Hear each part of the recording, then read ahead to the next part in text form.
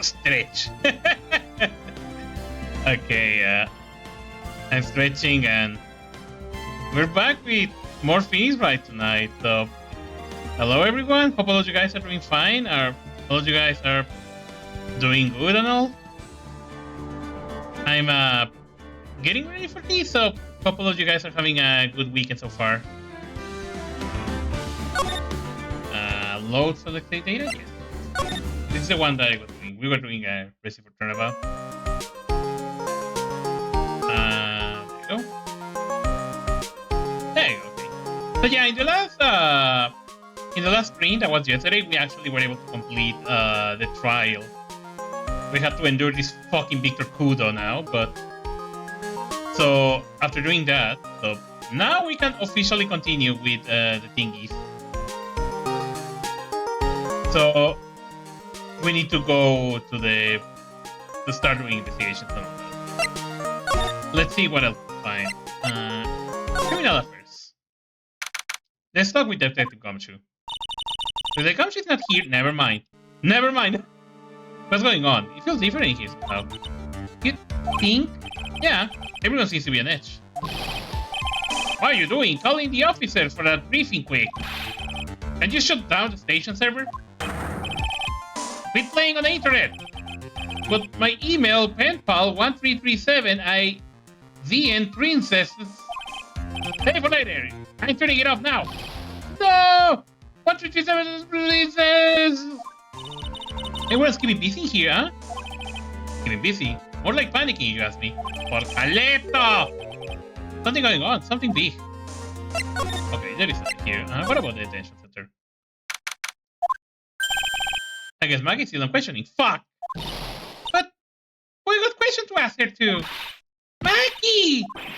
Keep it down, Maya. This is not a playground, you know. Okay, there is something else we can do. How is the Forcaleto, by the way? Muy bien. Empty as usual. Yeah, and it's lunchtime too. Huh? That sounds like Detective Gumshoe? Yeah. Now just call an 8. Oh, come on! I know you can. He's getting really worked up of something. About to go to the market to empanadas. Good luck with that. Actually, why do you do that? You should stay here and watch the stream instead of go and sell your things. No, that's the wrong number! Looks like an A will have only needed me $5. Anyway, what a ripoff. What's the problem, Detective Gumshoe? Oh, it's you. What's this? What did you say to the radio, pal? Radio? Hey, Detective Gumshoe, having lunch here? He is, and he's having the 20s yet. What can I say? Nothing, probably. I so. It's a nightmare. Why? How am I supposed to look at Maggie in the eye, pal, now? With a sock. You reach with her and this. There you go. You reach with a sock. And she will be happy. You really drove her into a corner, you know?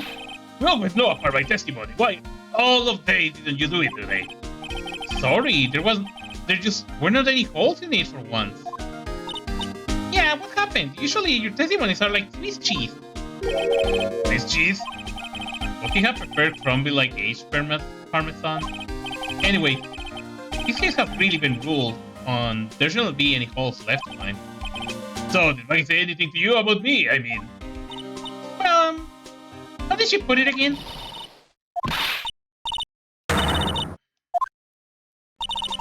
Something like that? Great, you make him cry. Please, Detective Gumshoe, I didn't mean... Why is this happening? He's banging his head against the wall. Oh, man, poor Gumshoe. Lunch special. So, did you like the 20 set? I never paid that much money for a lunch before. I won't sell many this time. I sold the rest here at home. Yay! Portalito casero. I was so nervous my hand was shaking. Ah, how did it taste?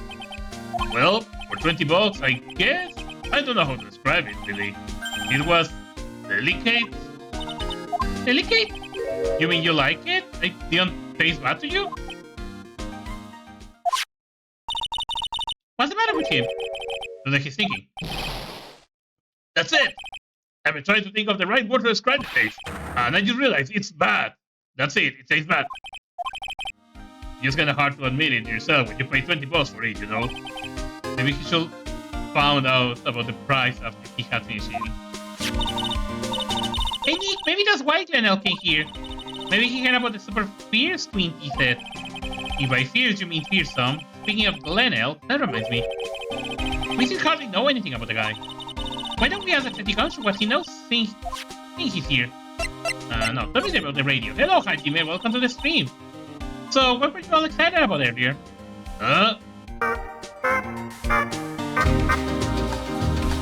No baile. That's right. You said you were listening to the radio or something. Oh, that was nothing. I was not excited. Come on, Detective Gonsu, you can't tell a lie. Tell all me, what were you listening to? Nothing really, but just daily exercise show. That's a lie. What the psycho? Little special officer sure is great. Then why are there tears in your eyes? Okay, so there's nothing I do. Glenelg. No, that's you! Shit!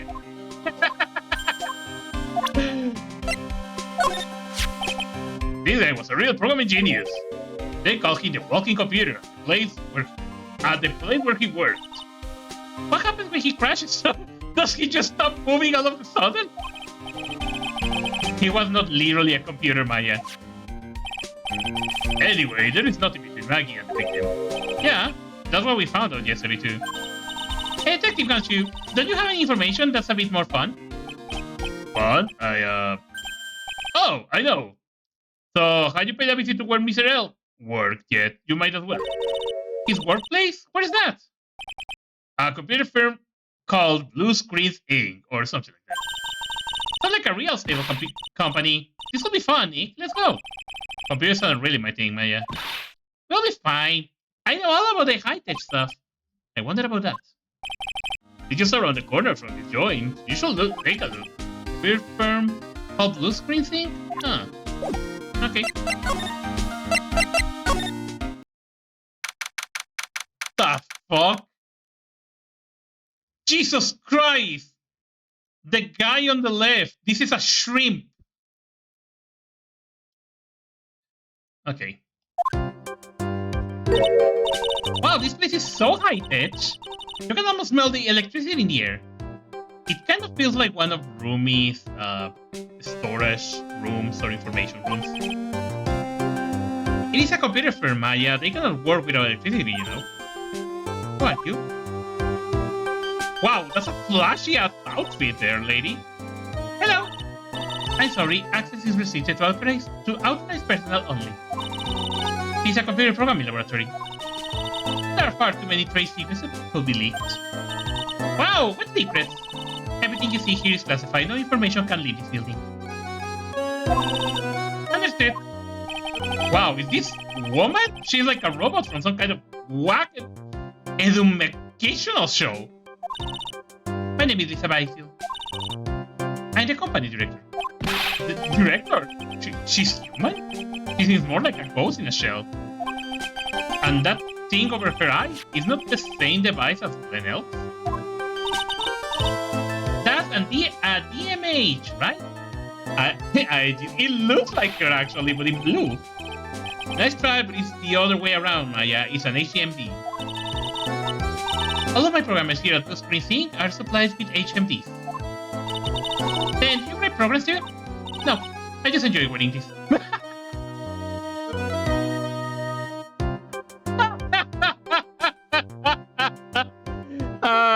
Fuck. That guy. That guy. They're very cool. Wouldn't mind one. Jesus Christ. So, wait, your name is Lisa Basil? Hold on. Profiles. Lisa Basil. You are a palindrome too. Your name is read backwards too. You are like Glenn. Is that a requirement to work as a programmer? Your name needs to be a palindrome and be read the same back and forth? Because my god, that's one... I'm not surprised, but I never will be able to get a programmer work. Blue screen sync. You can read the power levels, makes sense. Yeah. What exactly is this firm business? I will try to simplify so that you can understand.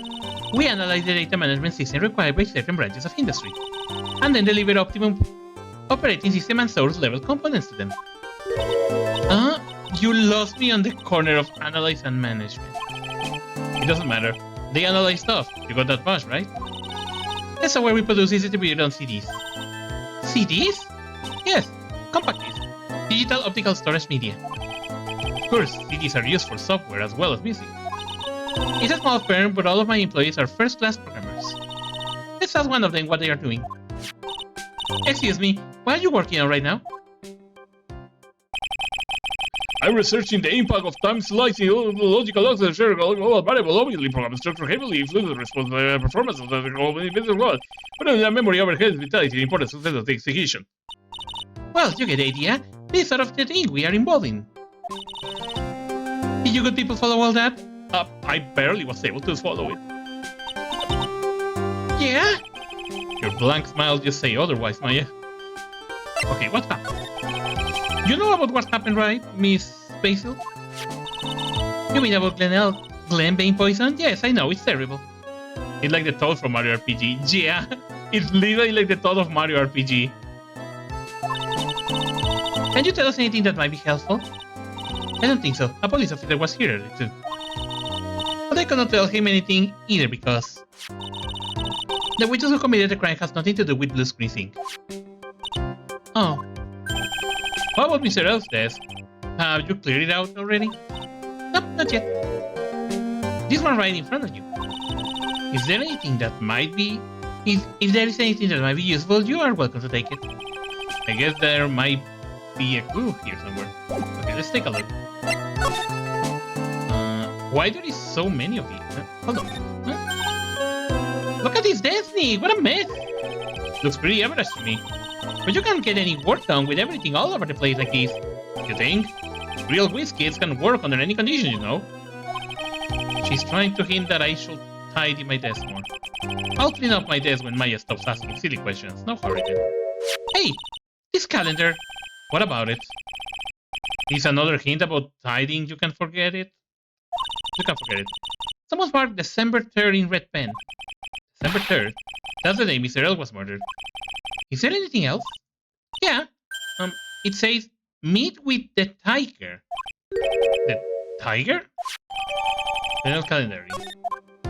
I think that's all. Wait, there's all things. Look at this mess. Look like they're all betting tickets. What kind of betting tickets? For betting on which horse will win given race? They are horse racing tickets. It's the impostor for sure. His loves had a tiger. I thought that guy was from the Yakuza games. No, but actually, yeah, it might probably be the tiger. Oh wow, his drivers are stuffed full of these. So that they're all losing tickets though. Losing horse racing. These many tickets will get you what? A buck down to a recycling center?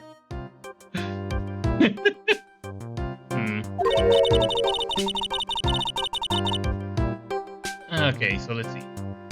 Well, I didn't know you were so hard up but tried to profit from the dead, Nick. And just taking them as evidence, Maya. Okay, lady, about Mr. L. He was a top programmer. I would even say he was a genius. But he did suffer from 1 or 2 bugs in his personality. Like, what? He was a bit of a loser. Perhaps that would be the best way to describe it. That's what got him into trouble. What's the matter? He was a top programmer. I would even say he was a genius. So he was really no trouble at all, a model employee. Hey, wait a minute. Just now you say something about him being in trouble. We got to find out what trouble exactly. Less trouble. About Mr. L. Was he in some kind of trouble? I'm sorry, what would you think? I thought you say something about it just now.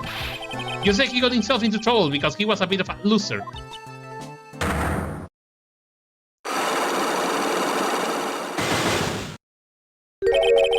Cyclops.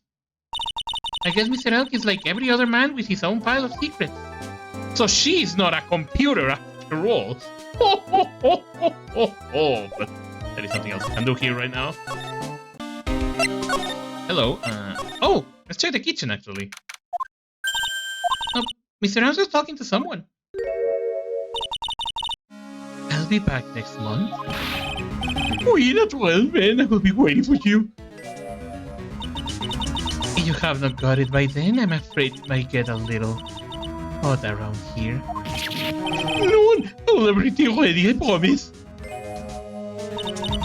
I love fire, you know. I love the way it crackles. No. Stop it, I beg you. Then don't let me down. I'll be watching you. No, it's not. Sorry, you can trust me, mademoiselle. Talk to anyone, and I'll drive a knife right to your heart. Oh no, you don't have to worry. You know you go too far too much. Maybe this will help relax and lay oil of sandalwood. I do love raw meat from time to time.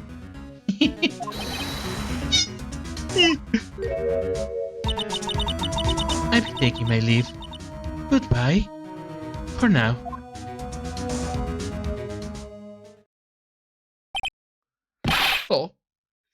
Oh, I shiver. I must wash some of my all over my body before I become a nervous wreck. Oh, that feels good. Oh la la, excusez-moi, monsieur. My eyes! Your eyes? If you're wrong with your eye, you need a lot of sandalwood. Isn't this just the leftovers of what you were just using? Muy bien. You don't exactly have many customers, do you, Mr. Armstrong?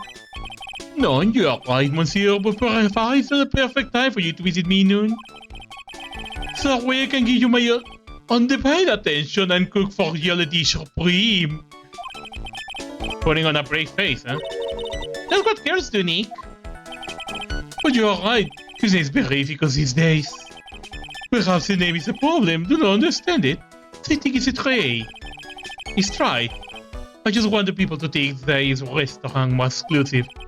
But I think you just serve fast food on cheap plastic trays. Nick, that's the kind of thing that can make a girl cry. Have you forgotten that Mr. Anso is a man, Maya? Because your restaurant is my life, it's everything to me. I will defend it till the finale, no one will take it from me. The woman just now. So, who was that woman you were talking to? Oh la la, you saw that. Well, yes, sorry. Who was she? She looked so polite and graceful. Polite? Graceful? She likes raw meat and fires, right? I'm not gonna read that because that's literally like a back thingy. Now that I think about it. Hey Maya, I think it's pretty clear what kind of conversation they were having. You think so? Well, then let's show him that piece of evidence and see what happens.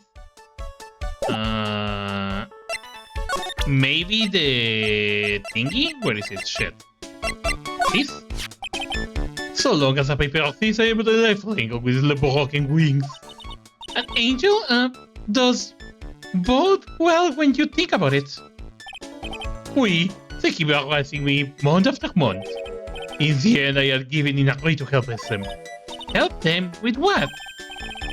Might be sorry if I didn't own several money, I would have refused, but my hands were tight. Please, what did you agree to help them with? None. I cannot say. If I tell you that woman, she will slice me up. I need me with salad garnish. Ew, I hope he doesn't mean that he'll literally be sliced up and served with garnish. I'm going to guess that woman has something to do with your loan contract, am I right? The Stompable Darwin. Please, Mr. Armstrong, tell us about that woman. The woman just now. The one who was here earlier, I take it that she's, Why is gone to this? What a tragedy. Suddenly I find myself so deep in a debt. A sign of a bad world we live in, huh? No, I'd say it's more of a sign of bad culinary skills. The woman who was here, the scary woman, she is from the loan office. Loan office? Is that where you borrowed $500,000? Oui, the lender is called. Catch a name, just hearing it makes you wanna borrow some money. Please, please, you must not borrow from them. If you must more than $10. $10? It's not your whole monthly stipend, Maya. Hey, I get a bit more than that, thank you very much. So Tender Lender is a loan office you borrow $500,000 from, huh? I wonder if they got anything to do with this case. Tender Lender. I heard you're having... Yeah, I am actually having a good time. Suffering a little bit with this guy, but yeah. I'm a weak woman. When I'm upset, I want to buy something nice to cheer me up. Thanks to... loaning me the money. To pay back $500,000 now. I like his slave. I have to do everything that he served me. Who's this he? La Tiger. The Tiger? Oui. Il est manager, c'est un Irlander, a terrifying mind, la big city mobster. When he shouts at me, Martin's are trembling and his voice is ringing in my ear for 3 days. As soon as I hear the noise of the little scooter rides, I start to cry. A big city mobster who rides a battered old scooter? Does this guy resemble me by any chance? Oh, no, no, none. This man is a presence of a formidable personality. Although we does have less spiky hair like you. We sorry as a resemblance there, I suppose. Sounds like this loan office is worth checking out after all. You want to visit the Turtle Lender, it's just beyond Vitamin Square. Hey, Nick, if you need money, I can loan you some as long as it's less than $3. Thanks for the offer. Just beyond Vitamin Square, huh? Okay, let's go there then. Yeah, I'm always in my shenanigans like every time. I don't see any signs of Mr. Kudo, do you? Maybe he went to buy another ton of bird seeds. I was kinda hoping he will not be here anyway, at least not for now. Besides, any more seeds today and I'm liable to turn into a real phoenix. Tenderlander. What the hell is this place? Holy shit. It looks like a win through compromise. This place gives off a really strange vibe, doesn't it? Looks like the tiger is in his lair. And that is, as they say, a very good thing. Talk about a creepy voice. It makes your soul want to shrivel up and die.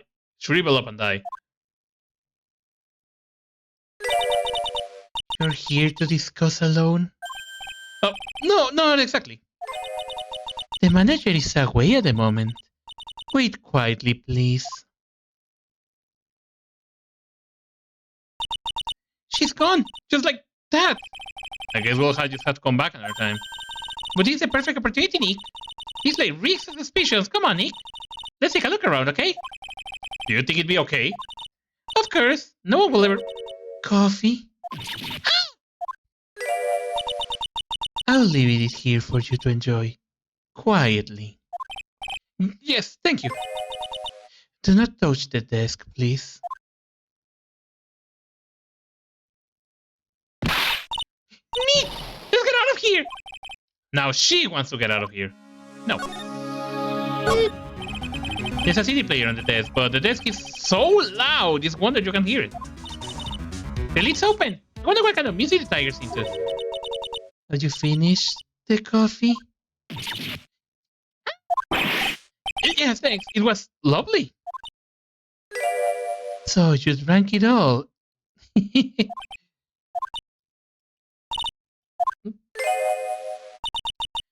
If you touch anything else that doesn't belong to you, there is always another cup.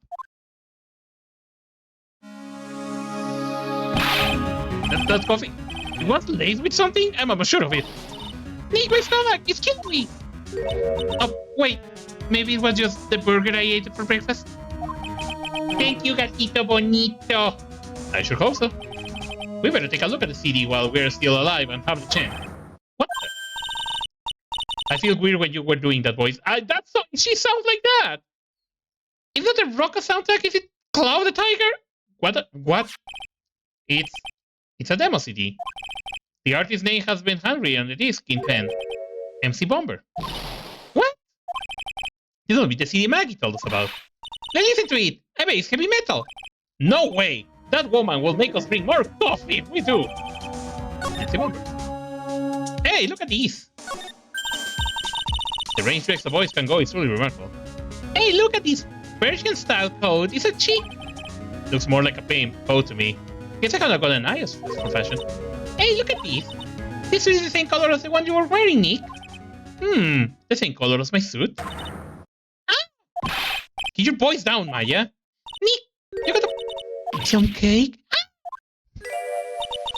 I'll just leave it here for you. Yeah, sure, thanks. Just wait here quietly. Otherwise...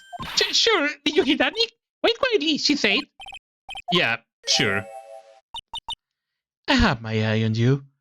Only so I can take care of you. Understand?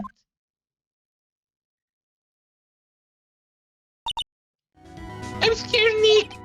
So, what are you getting so excited about before? Look on the label of this suit. That's an attorney badge. Is the tiger a lawyer? No way, look at this thing, it's made of paper. Paper badge. For some reason, your badge only looks really cheap to me, Nick. Why doesn't anyone recognize an obviously fake badge when they see one? What is this shit? Oh no, someone dropped the ashtray on the floor. I am actually surprised that I can actually change the tone of my voice from one to the other. Like that. That's going to be a nightmare to clean up. Yeah, it's all over the rug and everything. I accidentally knocked over a really big space heater once. Cleaning up was such a pain.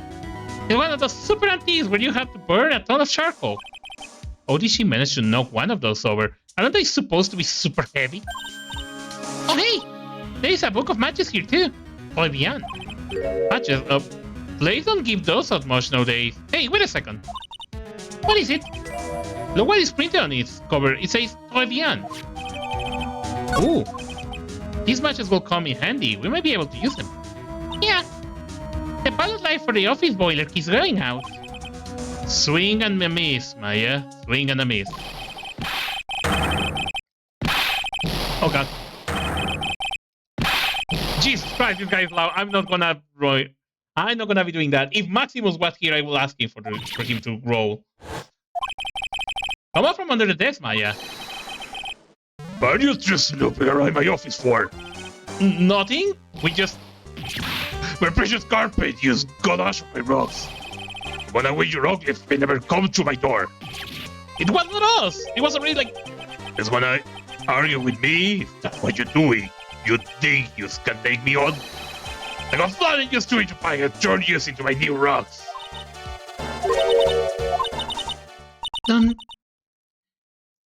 Don't Tigre, you're back.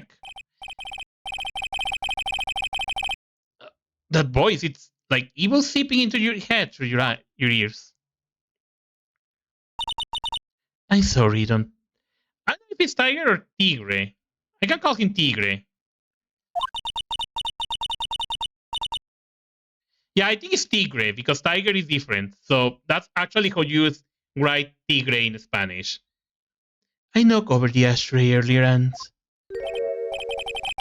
Has she got a death wish or what? Oh, right. Forget about it, Violetta. It's nothing. What? Ain't gonna get mad at you, you cute. You hear?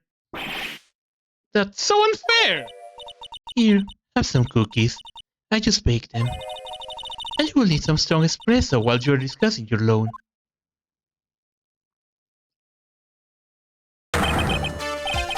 Feed is right. Yes? You say you're crazy or just plain stupid to chase after me. I worked so hard, but now you're just gonna come and mess up my plan. So it was him. He's my funny. But I don't care. No one gets in my way. What? I mean, excuse me?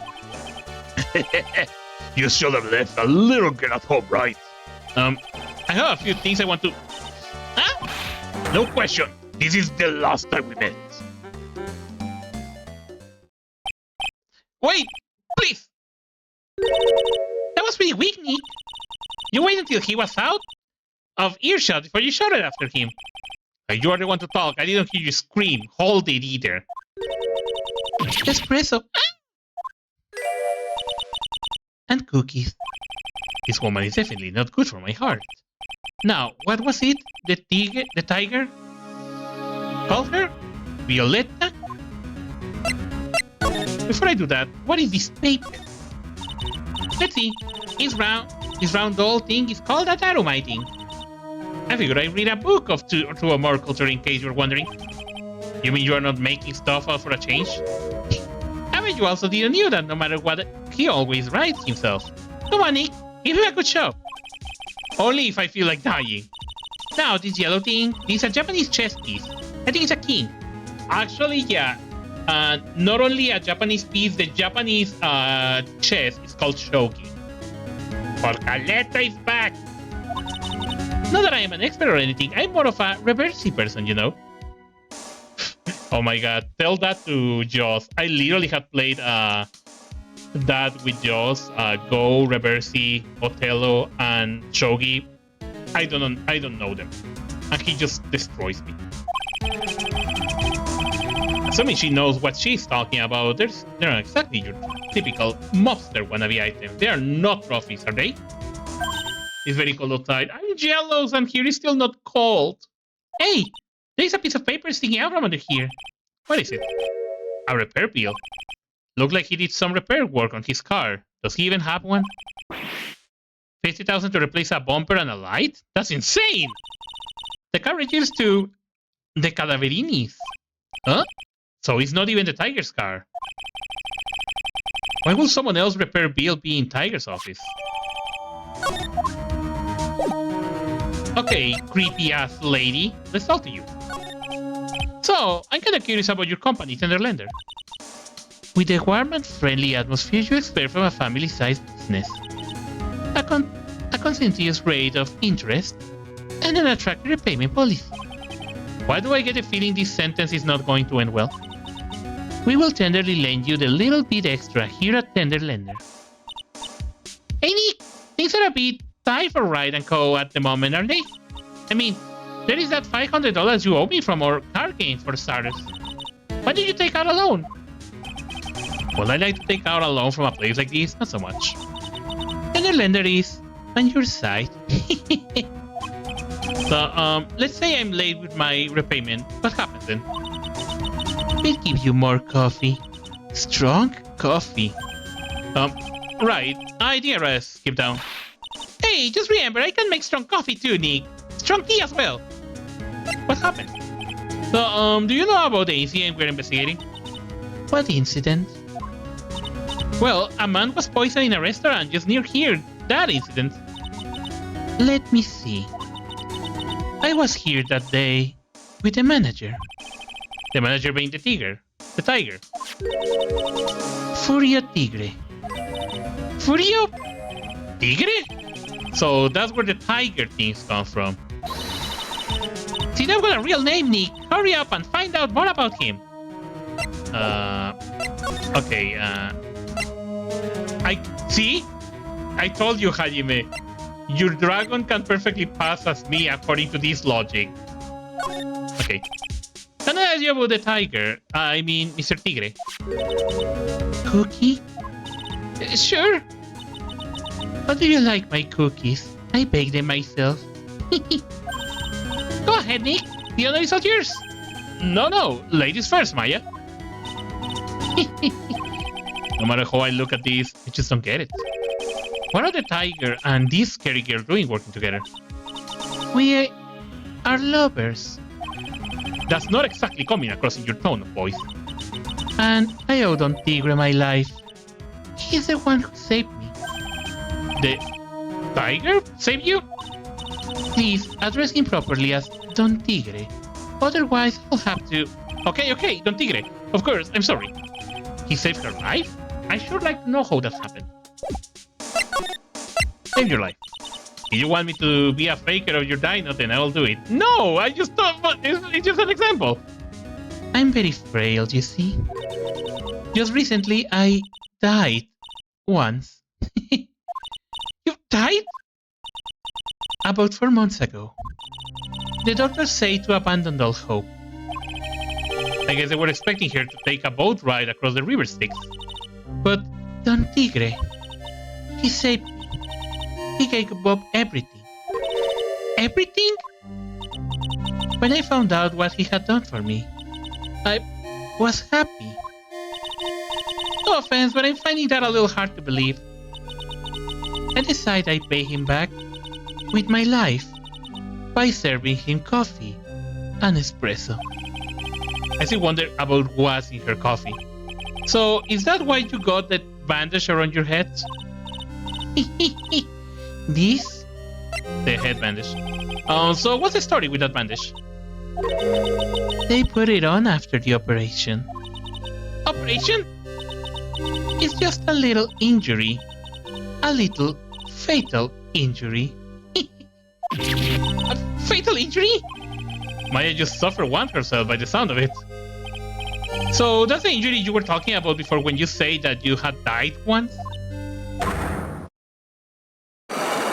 Oh, okay.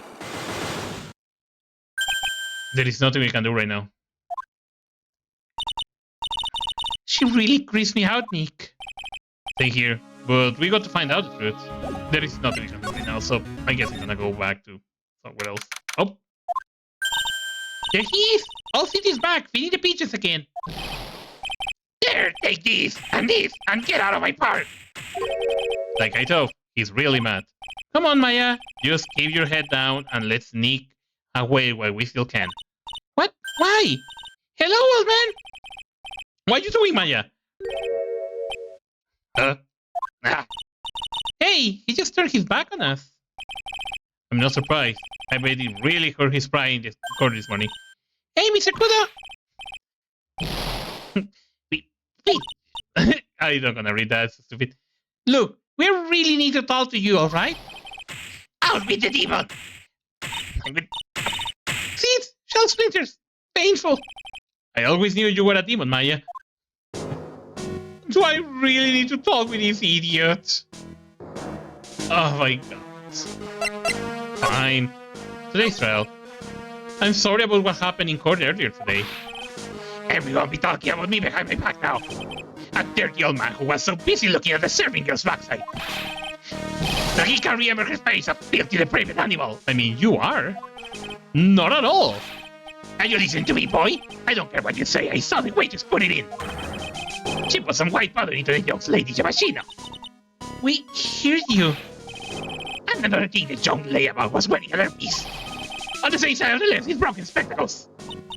We are really sorry. Hey, brother, welcome. So I made a little mistake about the face, so what? I know what I saw. I tell you. Okay, take it easy, please, Mr. Kudo. Let me take it easy, you spiky hair brat, take this. Jesus Christ, why do I have to talk with this guy?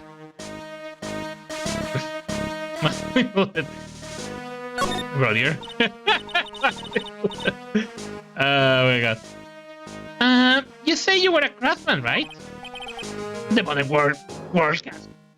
Honest craftsmen like me aside in droves. Sure, it's not that. I come from a long line of craftsmen right back to the time of the Shoguns. Do you hear me? I didn't become an embroidery, I was born one. Those first 2 weeks of 2023 have been such a rush. It really been. Actually, I'm kind of in the same situation myself. I want to stick my fingers out the dribbling of judge's nose. And scream right down his ear hole, objection! So, did you want to become a layer when you were young? I don't think that's quite it, Maya. I think he's just in a bad mood, that's all. I was an away from the inside and he's ready to burst out. If we let him start rambling now, we might never shut him up. What shall I do? Do I suck it out or I cut in? I probably shall... Okay, let's suck it out. Guess I better let him talk. So, there is not much call for craftsmen these days, eh? Of course not, you idiot! And I gotta know that he's running errands. Errands? Everyone takes advantage of the elderly. Buy some bread, Gramps. Take it off for a walk, Granddad. Feed the pigeons, old man. What about some sort of weird community handyman? Well? Buy some bread now that I can understand. But what's the point of feeding some silly pigeon? Why don't people say what they meant? Get lost. That's what I'm trying to say. Oh yes, it's just inconvenience, you see. At home, at that restaurant, I just get in the way, don't I? I'm sure you don't. Wait a minute. What did he just say? At home and at the restaurant. Hold up. By restaurant, are you talking about Travian? Did you get asked to run an errand there too? Yes, I did. The very day the young brat was poisoned. What? So on the day of the incident, what were you asked to do? Glad you asked, boy, because I'll tell you what I was asked to do. All of a sudden, the young lad flopped over the table. The serving girl collapsed. And I broke the vase. It all happened so fast I was in the middle of a daze, you see? Then the owner shouted over me. Excuse me, why you call the police? Call it yourself. I should have said back, but I didn't think of it at the time. So did you end up calling the police? Like I say, I wasn't having a daze. Did you call them on your cell phone? Do I look like I had one of these newfangled think-a-jack me? I went out to look for a payphone, of course. You went looking for one? I gotta find one right away, you know. Wander around 5 minutes or so. 5 minutes? So for 5 minutes after the incident happened. Yes, sure. The other was at the piano his own. Why didn't you mention this in court this morning? Well, how did you have given me the chance? You are bullying me out of this courtroom. Oh, yeah, that happens. Okay, I'm gonna skip that because that's too much. It's not my fault. You are the ones to blame. You could have at least told us before we got to court. Is it really that important that Mr. Kudo was the one who called the police? Honestly, yes, it was. What's important is the unaccounted time before the police arrived. The victim was dead, and Maggie was unconscious, which leaves that man alone in the restaurant. Mr. Kudo might have been chased out of the place on purpose. What do you mean? Maybe a certain someone didn't want him in the restaurant? Huh? Oh, sure, you go again and say it was as usual. As I was getting myself covered in pigeon poop instead. We need to get more details about what exactly happened. From Maggie and from Mr. Armstrong. Okay, Mr. Kuro, we are leaving. Let me present you something of Maggie. Maybe you have something to say about her. Maggie probably crying all alone right now, huh? Yeah, thanks to you. I'm sorry. Maya, don't torch poor gumshoe feeling like they're cause of cheap creme brulee. You're really crazy about Maggie, aren't you? No, I'm not, it's not that You don't have to hide it, gumshoe, it's very obvious. Yeah, you're way too pain looking for Maggie, right? I'd arrest you right now if you were not so right. Okay, I can't talk about that. Okay, let's go to the detention center. Oh. I think she's not here then. Okay, oh, wait! Don't this guy have a... Oh, he's not here. Sorry, Mr. Andrews out again. But the place is open for business. You can't have an open restaurant without a chef. Hey, it's not my fault, Nick. Don't take it out on me. Only a couple of minutes after the incident happened, Mr. Kudo left the scene, leaving Mr. Armstrong here alone. Missing when we need to talk to him the most. Maybe he's trying to avoid us on purpose. Okay, so... Maybe? No, that doesn't trigger it. Huh. Criminal affairs? No. Okay. I'm lost. Okay, so let's try to think about that. What have I done and what I haven't done then?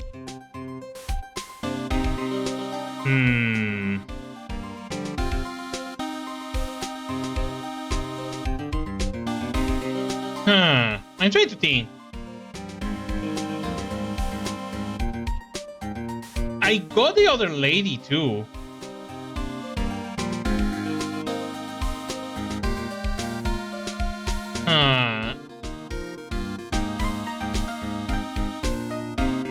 Oh my god, I'm confused. Okay, what pieces I got on me actually? Let me check. Tigre, repair wheel, matches, Tenderlander, MC Bomber, losing horse racing tickets, lens calendar. What if I present you the tickets lottery? One-way ticket to happiness, huh? Lennell died because of this ticket. Yeah, we're still a one-way ticket of happiness, pal. And Maggie was found guilty of murder because of it too. Looks like anything that Maggie is instant conversation stopper. Yeah, he's got real stuff. Okay, so that doesn't help at all.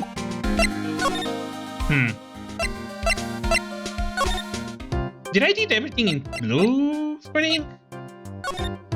Gleen's trouble. Huh. Okay. I'm actually missing a few things. Oh wait, hold on. Wait. Take that! Yeah, it just struck me into. He was asking for a number. I know what he was listening to now. Alright, Eticom, should tell me the truth. What were you listening to? No way, pal. Now that you made a thing out of it, I'm not gonna tell you. We'll see about that, pal. Considering all the noise you were making while you were listening, it's pretty clear what kind of radio program it was. Do I present a lottery ticket? Am I right, aren't I? You were listening to the lottery results, weren't you? You thought you tried to win big, like Lennell did. It's like you can see right through me. How did I even think about that early? I cracked him already? See, pal, that's why I say it was nothing. How I didn't think about that the first time that I hear him scream and shout the numbers, the radio. I'm usually pretty lucky, so I figured I'd give it a try. Well, with everyone on the lottery. So, how did it go? I won 50 cents. It'd be better to win nothing at all than half a lousy buck. I was so mad. Yeah, I know the feeling. I bought the same kind of ticket as Mr. Elsie, and they got this special radio show where they announce the winning numbers. They even do the drawing live on the air. It's intense, pal. I bet that's what Mr. L was listening on the day he was killed. Yeah? What time? Yeah, what time is it now? Oh, it's just after 1:30. And are there lottery results always broadcast in time? Yeah. Look, I got this flyer when I bought the ticket. Millionary radio flyer, right to the core. Millionary radio, that sounds cool. I want to try it, Nick. Then buy a ticket, Maya, with your own money. Well, I'm gonna head back to the precinct now. We got a big meeting starting in a bit. About Maggie's case, you mean? No, that's pretty much wrapped up now. There's another big case going down at the moment, so she been pushed aside. Okay, we'll see you later then. Bye. Also, hope all of you guys are doing fine, by the way. I forgot to tell you that, guys. I hope you guys are doing a good time. Is Maximo not here? Oh my god, that lazy ass Chimera guy. I guess he's fucking asleep. You better get going, detective, or you will be late. Oh fuck, I really lost ratings. I cannot get a favor to ask, it's a big one.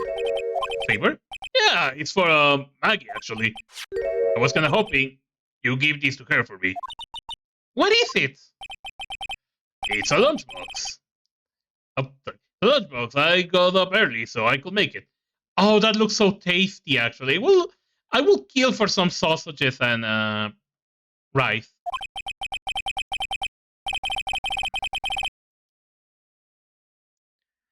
I've been really worried about her. She looked like she lost a lot of weight. Detective Gumshoe? How many weenies are in here? There are not a person on earth who called down this much meat. You think? I love weenies. I can get enough of your tender juiciness. So I'll give it to her. It took me ages to make, so please say you will, pal. I can't sadly say no, can I? How's your lunch? Maybe I'll eat it myself if I get hungry. Don't forget, okay? I'm counting on you to give it to Maggie. Yes. He's finally gone. Oh my god, I needed to do that. I kind of gotta hate a little bit how specific sometimes the game can be. Oh, Mr. Wright! Hello, Maggie. So they finished questioning you? Oh my god, speaking of Maximus, there he is. You're late, dude. You're late, big guy, but welcome. Oh my god, his face. You just woke up not too long ago, I can see that. Wasn't it just unbelievable in court today, sir? I'm going to stay for all night and blog about everything that happened. Yeah, there is your PC, don't worry, nowhere touch it, so you can sit there. Weren't you scared it was me touch and going there? Yeah, but you totally nailed that old man. Well, he was all over the place with his testimony. He's not the only one. Huh? What do you mean? Everyone else's testimonies don't match up either. Not with what I remember of the incident, anyway.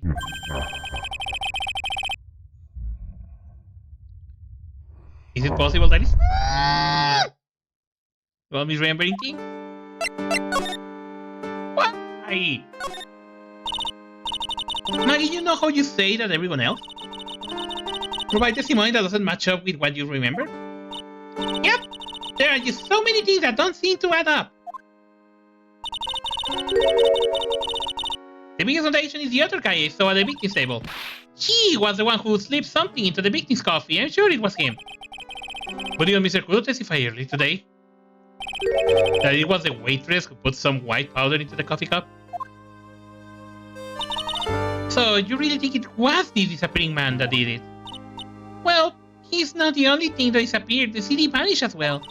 You know, the CD with the writing on it? Oh yeah, the MC Screwdriver album, right? It was MC Bomberman, yeah. The name was scrolled up on the sports paper as well. They never did find that CD at the crime scene, sir. Or the victim's medication, that's gone missing too. Ouch, my head, this is getting way too complicated for me. Okay, but we found it. We can actually show him. Rare! After the incident. You said that you passed out when the victim Glen L collapsed, right? Yes. It's so embarrassing. I mean, I used to be a cop. But I got hit on the knee. Okay, no. When I came to the restaurant, I was busy with police. And before I knew what was going on, they arrested me, sir. So between the time the victim collapsed and the time the police arrived on the scene, you have no idea what went on at Tribulations? No, no idea at all. Why? Is it part of Mr. Wright? The other witness, the old man from the park, was pretty much chased out of the picture. Chased out of the picture? What do you mean? Old CD wasn't inside the restaurant because he was told to go call the police. Exactly. And you, Maggie, were unconscious. That means Mr. Armstrong was alone in the restaurant for a brief period of time. No! I don't think Mr. Armstrong set me up, did you? When you consider the facts, it's hard to imagine that Mr. Armstrong is not involved in this at all. It's like the master biting the paw of the dog that it feeds. Are you sure about this, Mr. Wright? Well, the old man said as much as when we spoke with him earlier. I don't know. The thing that man says don't add up for some reason, sir. Maggie looks like she's trying to figure out something out. Maybe we should ask Maggie exactly what she knows about old CD. Do we? Do I really have to present fucking Victor Cuco? Okay. I don't want to do that. I don't want to talk about the old pervert guy. I feel much better after the trial this morning. I've been a bit of a courtroom proceeding addict for years now. It feels like forever since I saw a witness as slippery as that old man. He's not really that bad of an old man, though. Still, I feel a bit uneasy. Huh? I thought you were just saying you feel much better. Maggie, if there is something on your mind, you gotta tell us. Especially if it has anything to do with Mr. Kudo or his testimony. Roger, I'll spill it all and see what you make of it. Okay, tell me about that old pervert man. Is there anything about Mr. Kudo's testimony that stood up as odd to you? Actually, yes. The fact that he was even testifying to begin with doesn't quite. Does not quite what? Well, when I took the coffee over to the victim's table, It's true, there was another customer in the restaurant. Yeah, we know that already. It was Mr. Crudo. But I can't really say it was an old man. Okay, then how about calling him a really old middle-aged man? No, age is not the issue. The other customer was a woman. A woman? Are you sure, Maggie? Well, I'm not 100% sure, but I think so. So, what does this woman look like? She was sort of creepy. And she had kind of a cackling laugh. Creepy? Cackling? Why do I get the feeling I come across a woman like that recently? Oh my god. Is this lady? Is Violetta? The fuck? Oh, here. Oh yeah, I got something you're going to love. Really? What is it?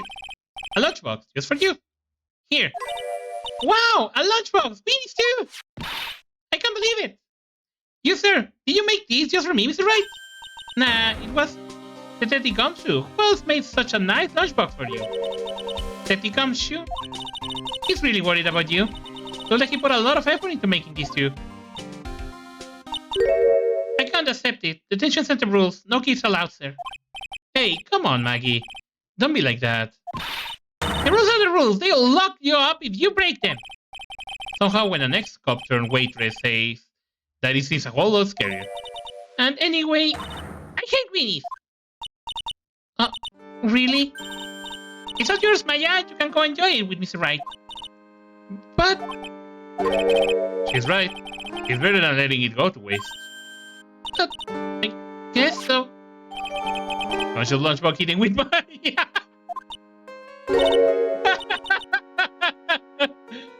Well, how was it? That hit the spot. I love weenies. Oh, good. I'm glad I gave it to you then, sir. Okay. Hey, nothing else we can do here? Oh. The main server just went up in smoke. Why the heck is not the press conference set up yet? The superintendent's here already. Yeah, there is a problem with the internet too. I already told you to stop using your computer, Chief. But I'm watching videos online. I'm catching up on the Asian soap operas. You're gonna have to wait, Chief. I'm throwing the switch. No! Just when some young gay was about to confess so hot rod girlfriend. Wow, this place is really buzzing. Something must be going down, something really big. What are you doing here, pal? There's a gumshoe. You can't be here right now. You will be roped into the briefing if you say, huh? We got big problems here today. Why? What's going on? It's a virus. A virus. A virus? There is a virus ripping to the precinct computer system. But I really need to ask you some questions. Tender lender. Okay, I'm only gonna say this once, so listen up. Yes, sir? No matter how poor you get, never borrow money from a place like this, you hear? Okay. You got money trouble, just go on a diet of instant noodles and hang in there. We're not thinking about borrowing money, detective. We want information. Oh, is that all? Well, let's see. Little lending is considered to be even fishier than the average illegal loan shark. And it seems he ran into trouble just recently. Those guys have been pretty heavy-handed, calling in all of their debts. Really? Don't go poking your nose around in their business, pal. You all really regret if you upset that lady. Alright, I get a picture. Hey, wait a minute. What did you say, that lady? Who's this lady he's talking about, Nick? We better find out what the story is with this lady. Computer virus. So what exactly is a computer virus, Detective Gumshoe? I don't know. What? Look, I just got with the flow, alright, pal? And here I thought detectives were supposed to be somewhat knowledgeable. What with that face, pal? Do you think you know what a virus is? Well, Nick, do you? Computer virus? Sure. I mean, only in simple terms, of course. Really? Wow, you know everything, Professor Nick. Yeah, I'm gonna call you Dr. Nick from now on. Hey, this is pretty cool. Don't you agree, Dr. Wright? Why do I get a feeling they are making fun of me? Okay, fine. I'm not expert, but I can at least explain the basic to two of you. What's a virus? A virus is a program that gets inside a computer and causes damage. Damage? You mean it makes the machine go boom and explode? No. The damage is, well, it's all internal. So the insights go boom, right? Imagine all the case data you got stored on your PCs here in the station. A virus could wipe out all of that. That's the kind of damage I'm talking about. Whoa, that's scary! Yeah, and what's even more scary is that viruses are infectious. Infectious? Most computers are connected together on a network, right? A virus can move from one machine to another over the network. So the virus just keeps spreading faster and faster. Just like a real virus, huh? But Nick, why would anyone want to make a program like that? Yeah, it takes ages to type in all the data. Why would you want to destroy it, pal? No, people don't infect their own machines. They send the viruses to someone else. What? That's horrible. Oh, I get it. It's like you sneezing on Mr. Godot, so he catches a cold. Right. Then he will not be able to turn off the core because he beats the sick. You really shouldn't do stuff like that, Nick. It's wrong. Who? What? Where? When did your conversation jump to talking about me? Anyways, that's what a computer virus is, a bad program that causes damage. And all that different viruses have names, right? I kinda feel like I hear the name of this virus we called somewhere before. The name of the virus? Huh? I feel like I hear of it too. Wait. Okay, I'm gonna go with something incredibly random. So, is the virus, this? I think I'm sure. How about this? What? This is it! This stupid name, I remember now. Etoso, here it comes. Can you just nod yourself and keep me in the dark, Nick? What's going on? It's okay, Maya, you don't have to cry about it. The name is scribbled on that sports paper and right on the CD. That's the name of the virus, MC Bomber. What? Yeah, the virus that just infected many computers in the station, pal, is MC Bomber. Can you give us any more details, please? Actually, Violeta. That's the girl who works over at Fenderlander. You want to stay away from her, okay? I mean it. She does look kind of unforgiving, doesn't she? That should be the least of your worries, pal. What's that supposed to mean? What could be worse?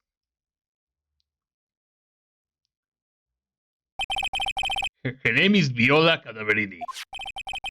She is the only daughter of Bruto Cadaverini. Bruto Cadaverini? Do you know who that is, Nick? Never heard of him. Bruto Cadaverinis, the boss of the Cadaverini family. The Cadaverinis? That's one scary sounding name. We can't touch them. They are way too powerful for the police.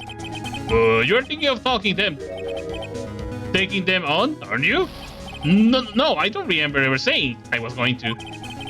I better get some more information on Gumshoe about this family. Okay. So that's a family of gangsters, probably. So that's why the name. Oh, that's why they are scared.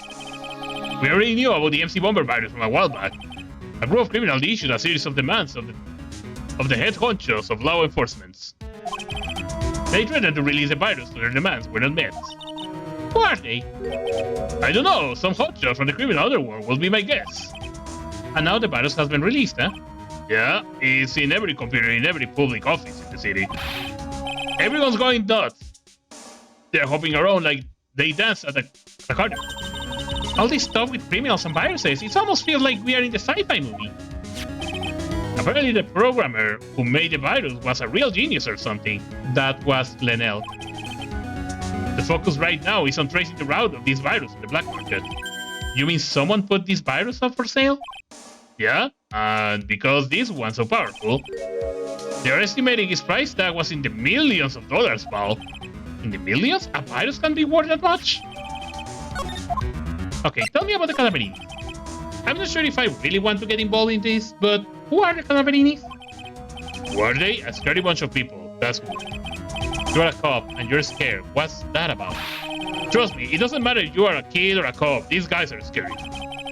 They got some serious clout in the criminal underworld. We can't touch them. They got too much moolah. Moolah? As in, they pretty much control all the cash in the city's black market. The black market, huh? And that includes Tenderlander, I take it? Sure. No one stands out to Bruto Cadaverini, and I mean no one. Interesting. So Viola's the granddaughter of some mafia boss then? Yeah, and everyone knows how much Bruto loves his little girl. She means everything to him. So, how did she end up at Tenderlander? I don't know, pal. But I hear she and the boss of Tenderlander are pretty tight. Tight? That's what it says in the file I read related to Maggie's case. Sounds like a pretty important clue. I can't believe it! I almost forgot the most important thing. And that is?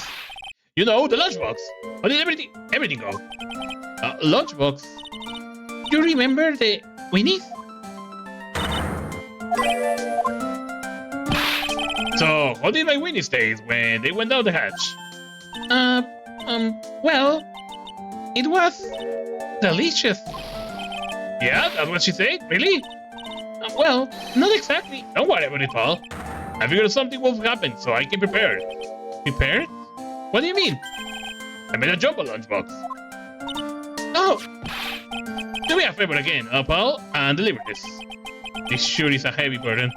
In more ways than one. I can just imagine Maggie's little eyes sparkling with joy when you bring her that.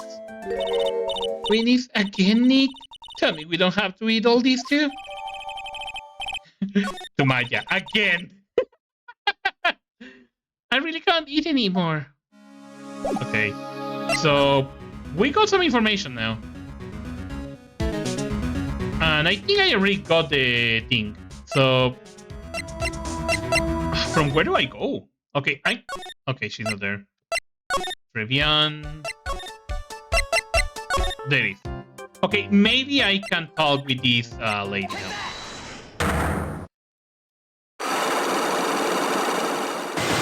Oh, wait.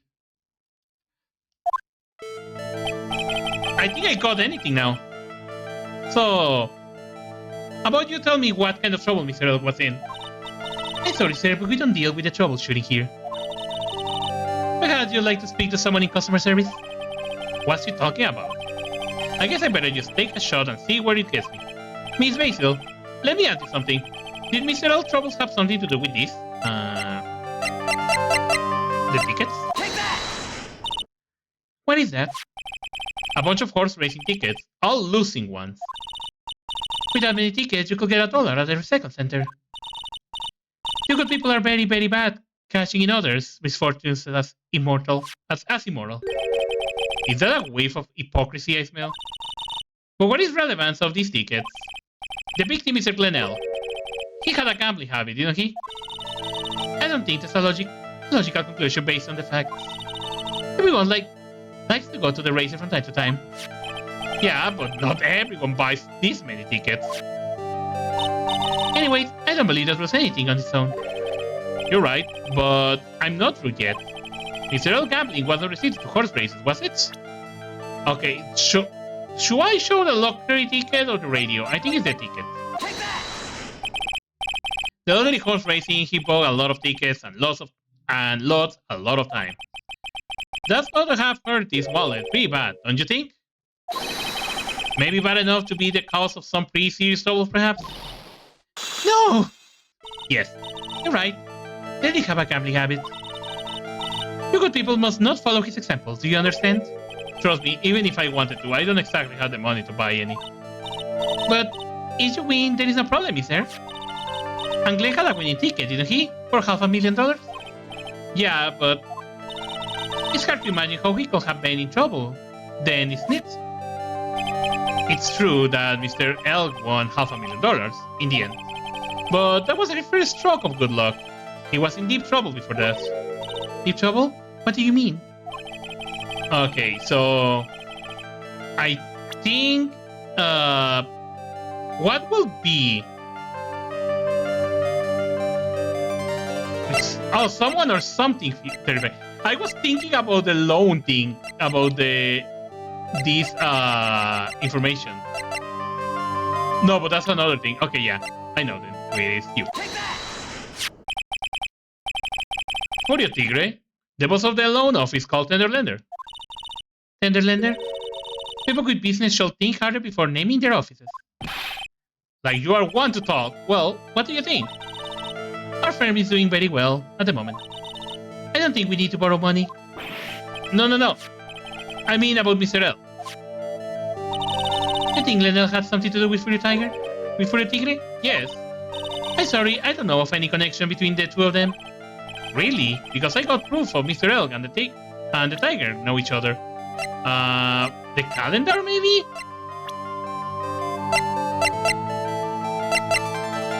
Ah yeah, meet the Tiger. Fury Tigre, aka the Tiger, is the boss of the loan office called Tenderlander. This is who Mr. Elk met with on the day of his murder. And the only thing a loan shark will talk with him about will be his debt. It's true that Len had racked up quite a bit of debt from his gambling habit. About $100,000, I think. $100,000? Ouch! But I hear he won the lottery, so he will have it in the clear. Shame Maggie couldn't get a bit of that good luck. Okay, so the guy got the lottery ticket and got lucky and won the lottery ticket. But what if he didn't win? What was his plan then? Well, this isn't easy to say, but he said he will use his talents to repay the money. His talents? I suspect he was talking about programming. What computer program is worth $100? Perhaps you good people should leave so I can get back to my work? I'm so close to cracking her. The program in question, was it by any chance this? Take that! A virus. Well, this is it, isn't it? This is the virus that infected computers worldwide as we speak. MC Bomber. I broke her. I knew it! I knew it! Unlock success. That's all. Let's Head had more processing power than any computer. But it had been infected with a gambling virus. Glenn was in too deep. You mean he was in debt? Yes. 100k in debt. Not an easy amount to repay.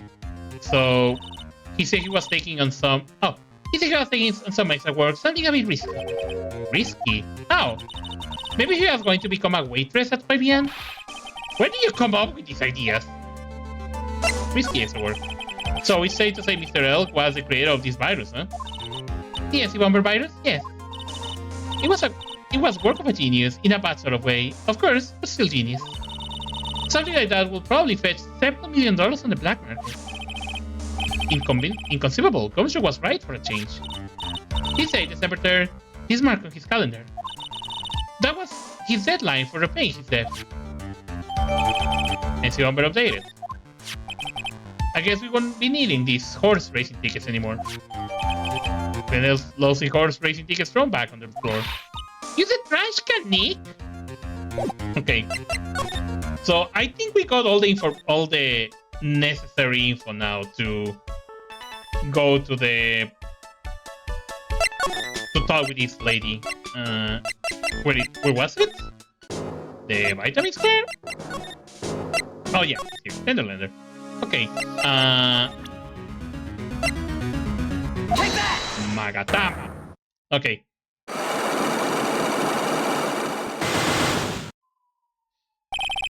Okay, let's see. The head bandage. You say the bandage around your head was from an operation? You also say you suffered a fatal injury to the head, correct? Yes, the operation was very difficult, apparently. Now, by fatal injury, you mean you were hurt very badly somehow, right? Did the injury in question have something to do with this? The repair bill, maybe? Take that! I have here a car repair bill. From this, it seems pretty obvious that this car was involved in an accident. Let me see that. This bill is made out to the Cadaverinis. Yes, it is. I don't think I ever introduced myself. Tell me, what do the Cadaverinis have to do with me? Something tells me she's not about to say hi and introduce herself, alright then? Relationship with the Cadaverinis is very strong, and this is why. Ruto Cadaverini. I know exactly who you are, Viola Cadaverini. You sustained that injury in a traffic accident, didn't you? It happened about 4 months ago. I was driving in one of our family's cars when someone pulled out in front of me. It was a motorbike or something like that. I don't remember it too much. Anyway, I swerved to try to avoid it, but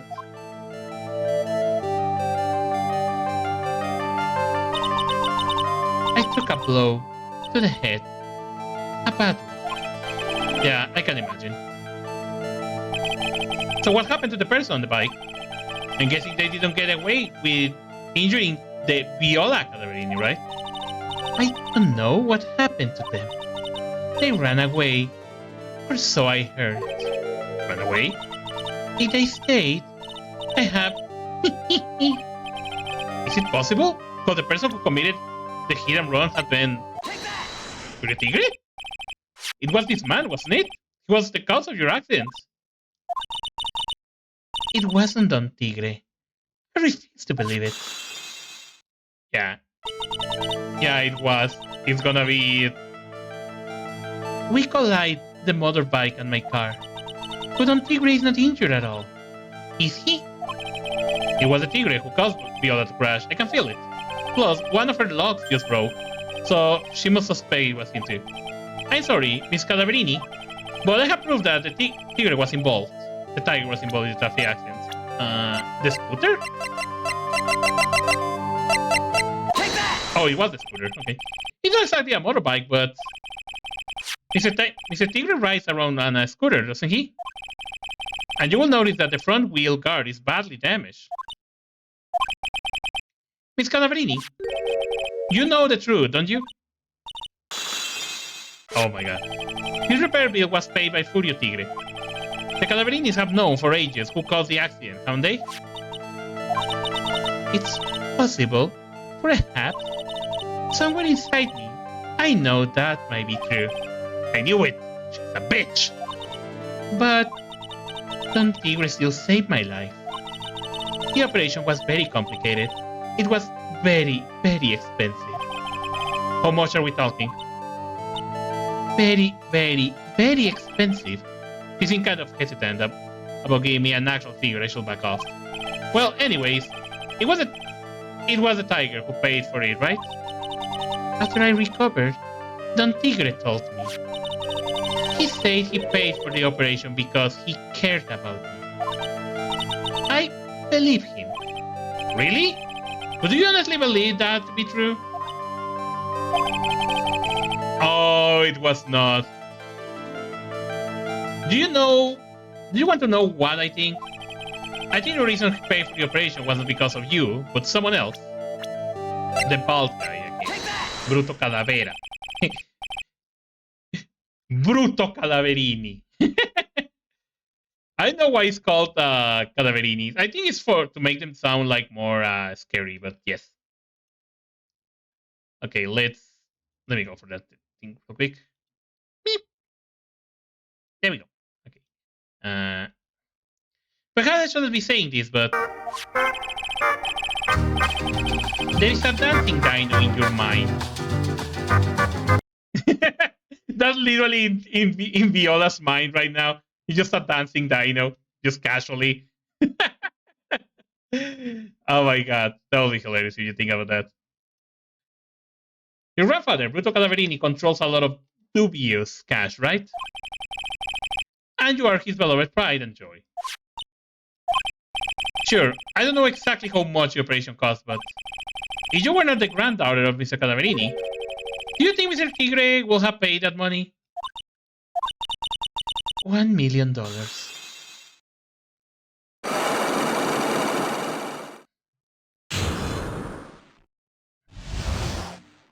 Head bandage. 4 months ago, I was in a traffic accident. That's why I needed the operation. When I woke up, they told me it was nothing serious. A simple procedure. Really? Well, I guess if she recovering for months, it wouldn't have been too big. They say the operation cost $1 million. $1 billion bucks? My grandfather ordered Don Tigre to pay $1 million in compensation. Compensation, huh? It's underworld lingo for paying money to settle a score. Basically, pay or get into some serious trouble. But $1 million bucks? This has to be related to our poisoning case somehow. Compensation. I wanted to believe him. I wanted to trust what Don Tigre said. He said it had nothing to do with my grandfather being Bruto Calaverini. I wanted to believe he helped me because he cared about me, not about my grandfather.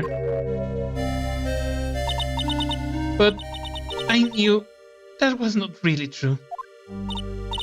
Wow, I'm so sorry.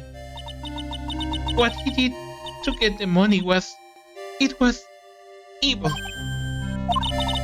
He said it was all for me, so I helped him.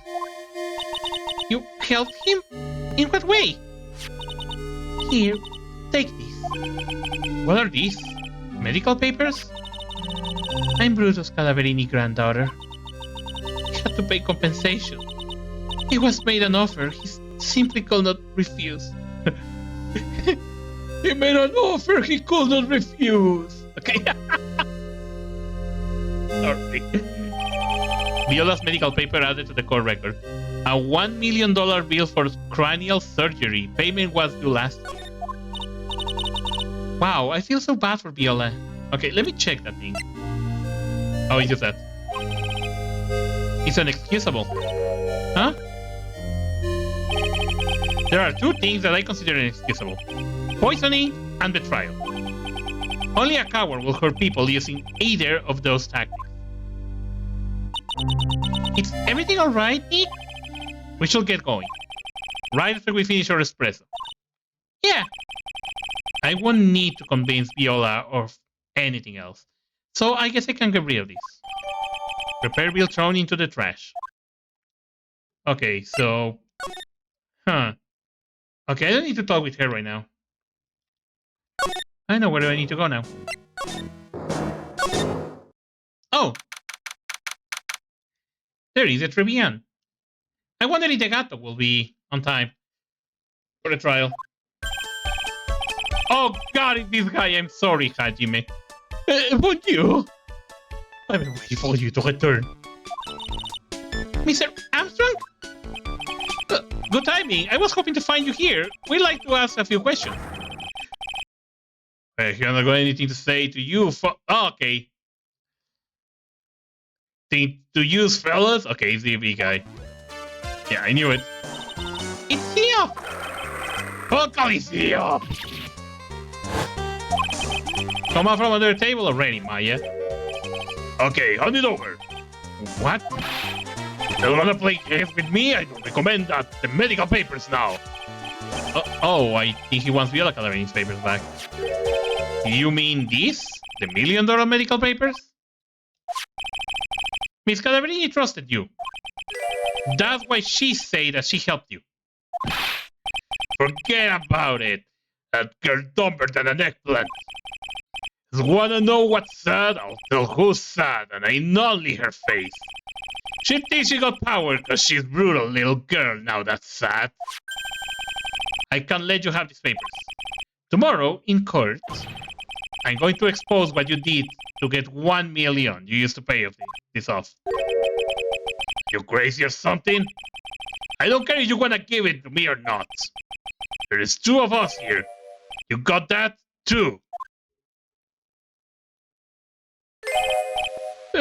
Oui. Mr. Armstrong? Forgive me, désolé. I can't argue with him.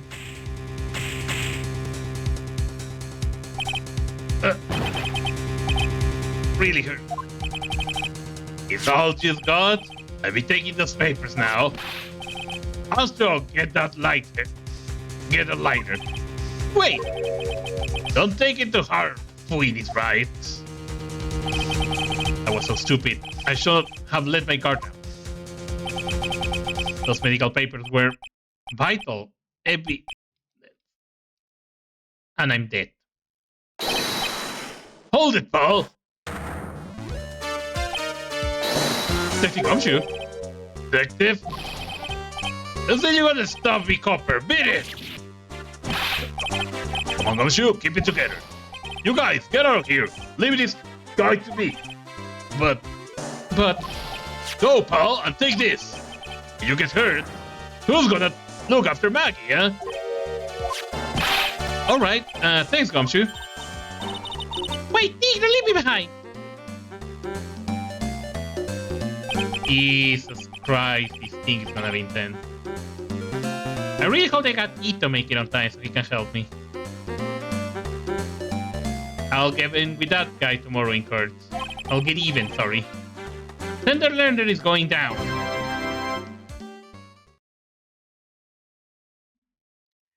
Okay, we are about to start a trial.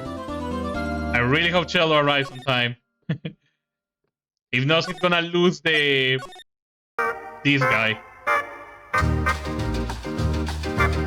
Actually, I'm gonna go and bother him. Bother the cat. Why am I so mean with Cello? That's why he bites me.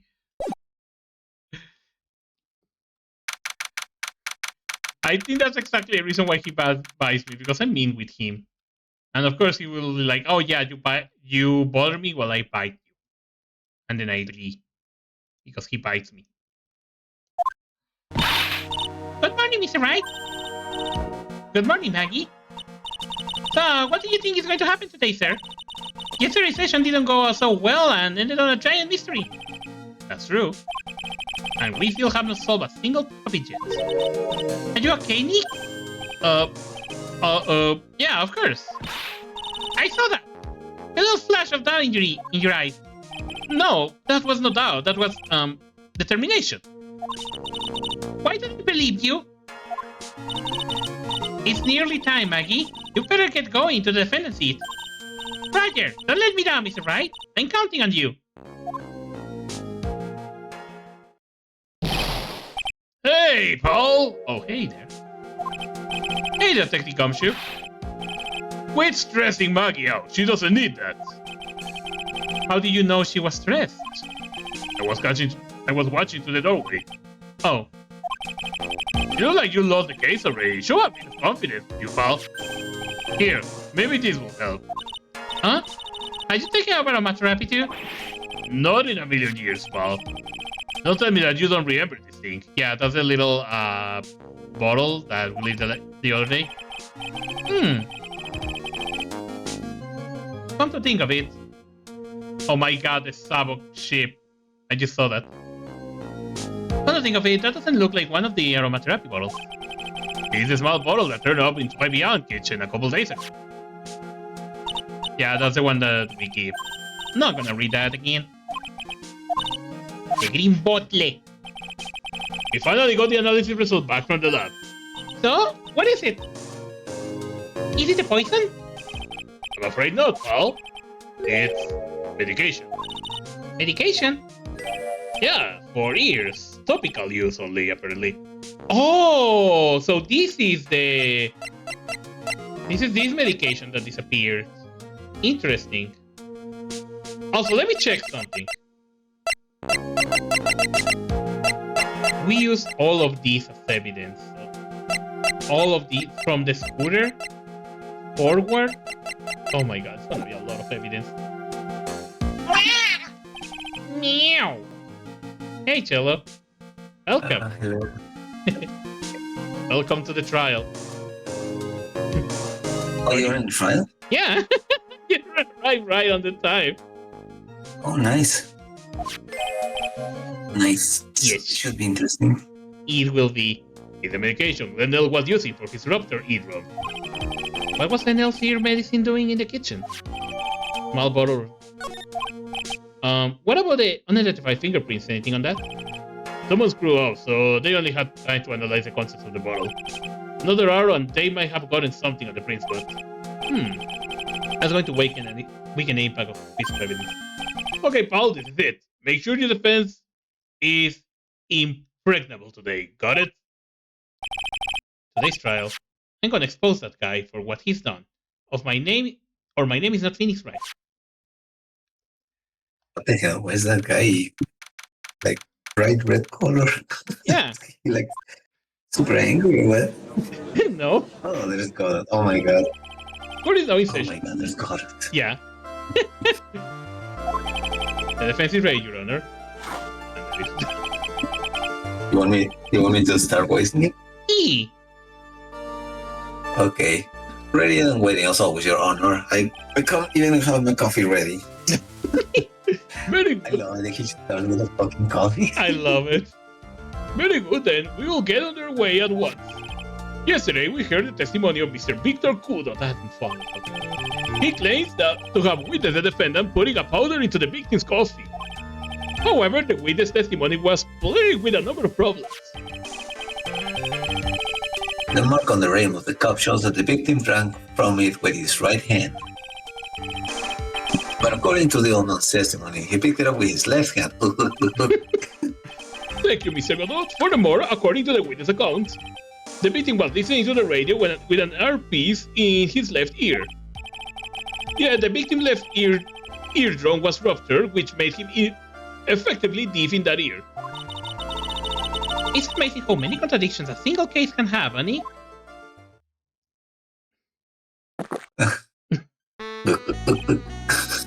What the hell? You're gonna start? Yeah. Allow me to enlighten you, Your Honor. It's gonna be start in Yeah. God. The world you see keeps turning, and we must turn with it. You've lost me already, Mr. Godot. Like, what the fuck is he talking about? Don't let the mysteries of yesterday mystify you today. Oh, smell that coffee. Only do something like that. You got to change with the times. That's one of my rules. Are you implying that you resolve these contradictions? You know the answer to these riddles? That was the judge. Yeah, don't worry, it happens. The old guy wasn't just throwing seed in here, he was throwing out the scent. And today I'll prove it. Very well, let the first witness take the stand. Oh no. Oh, hey, it's a beautiful princess. And you are. Oh, bonjour, everyone. I am Jim Armstrong, the owner and head chef of Le Trivia restaurant in Canty. Oh my god. Forgive me for asking, witness, but are you a woman? What do you know, Sir George? Oh la la, monsieur. As you can see, I'm a fair and perky gentleman, non? I'm a beautiful princess. I'm your dreamed princess. On the day of the incident, you weren't told me in the kitchen. Isn't that right? With you, monsieur. Everything feels right. I'll get more coffee for that. Wow, he's totally on face. Doesn't anything intimidate this guy? Very well, your testimony, please, witness. Please tell the court what happened that day at Revian. Oui, volunteers. Gosh. It's a beautiful princess. She's a beautiful princess testifying like an angel. When it all happens here, we're just two customers in my restaurant. I remember experimenting with some new articles at the day. Like having a large mirror between the tables, for example. Oui, having was what the old man was looking at. La covlier piece on the glasses, he would have seen everything in reverse, no? That old guy has a huge red nose. It does. Yes, it does, that old man. Mirror? Oui, un grand mirror. Le most enormous mirror. Ah. And suddenly the mystery disappears. I'll drink to that. Like I said, the world keeps turning, so roll with it. That will explain the coffee cup and the earpiece conundrum. The mirror will have made everything appear back to front. What the heck? It's way too early in the morning for this to happen to me. Now then, Mr. Wright, you may begin your cross-examination. God. Okay, let's see. You may ask me questions, Mr. Lawyer. Please ask me, Mr. Lawyer. Ask me like there is no tomorrow. Okay, no. I remember I was experiencing with some new art decor. Having a large mirror between tables, for example. Nope, not... press. How big of a mirror are we talking about here? Oof, something about 4 meters wide and about 2 meters high. What the fuck? The mirror? Let's see, if 1 meter is about 1 yard, holy glass in a frame, that's huge. I was intending to install it on a ceiling eventually. The ceiling? Was there a mirror on the ceiling? I don't remember. Why, it's none, but I decided not to go away since the end. What shall I do? Should I ask him more about the mirror or not? Actually, yes, thank you. If you really had such a large mirror in the restaurant, someone will have noticed it. But there is nothing about a mirror in Mr. Kudo or Maggie Bear's testimonies. But... You didn't ask, right? You have only yourself to blame for such sloppy work, and I'll drink to that. What? A mirror was delivered to Tobin the day before the incident. Really? As Mr. Armstrong testified, he was carrying out some design changes. Unless it turned out, he didn't actually use the mirror in the end. It just doesn't add up? Even if a mirror was delivered to Fabian, it doesn't prove that it was not in the restaurant on the day of the crime. Huh. If you want to doubt someone, try it. Look in the mirror. Huh? I'm sure the person looking back at you will be obvious enough. So the witness yesterday had him reflected in the mirror. The guy said what the looking old man was looking at. Like the earpiece and the glasses, he will have been seeing everything in reverse. None? Maybe? Gonna present maybe his profile? Objection! Let's try it. Oh, I think I nailed it. The coffee cup, the earpiece, and the HMD. Let's think back over Mr. Kudo's testimony for a second, shall we? The boy was wearing the earpiece. I don't gonna do the same voice because that's hurt my throat. No question. You can lock me if I'm wrong. It was the left ear without a doubt. Why does he have that nose? What the fuck? I don't know. That's a very serious. What's his name? I don't know. Gripa. So to summarize, we were told both the HMD and the earpiece were on the victim's left side. Now, if Mr. Kudo saw all that as a reflection in a mirror, it means both the HMD and the earpiece were actually on the victim's right side. Exactamente. You see, Monsieur, now that you think about it, it's not so hard, none? What's he posing like that? I know. Unfortunately, that's where we run into a monumental contradiction with the fact. If Mr. Kudo really did see everything in a mirror, why is that the HMD is now on the wrong side of his head? Order! Mr. Wright is correct. If the witness generally observed the victim reflecting in a mirror, then we will expect the victim's eyepiece to have been on over his right eye. Objection! Oh, sure. I have a coffee. That's my reaction. How bitter. Try it. You should have a taste of this bitterness. It will calm you down in no time. Are we talking about your coffee or something completely different? You don't understand the way this thinks. How he thinks? You remember this, I presume? The I broke the base sorry apology Mr. Kudo's sworn testimony? Exactly. The old man has one very grievous habit, other than throwing seeds. The more of an impression something makes, the more modelly his mind makes it. And what's the most striking thing about Mr. L? Clearly, it's the victim's eyepiece. That is my point. The old man strikes again. Mr. L's HM and D make a big impression on the old man. And thanks to that, I'll have a drink to that. Yeah. I saw the earpiece and those newfangled spectacles he was wearing. Oh yes, they were both on his left here. Do you hear? His left here. Here. Ha. Well tried. That's the worst but best impression of Kudo ever. I really thought he was all silly for a minute there, because that's good. You notice Cello has Godot by. Yes, he does. He's literally cosplaying as Godot. Hey, Suin. Hello. Nice to see you. And yes, Cello, Rexo dressed me as God. He fits. He also loves coffee. He put me a laser face. Yeah, apparently I'm God now. No, But God is an asshole. So I'm not sure about that. you bite me every time. Only you, nobody else. Because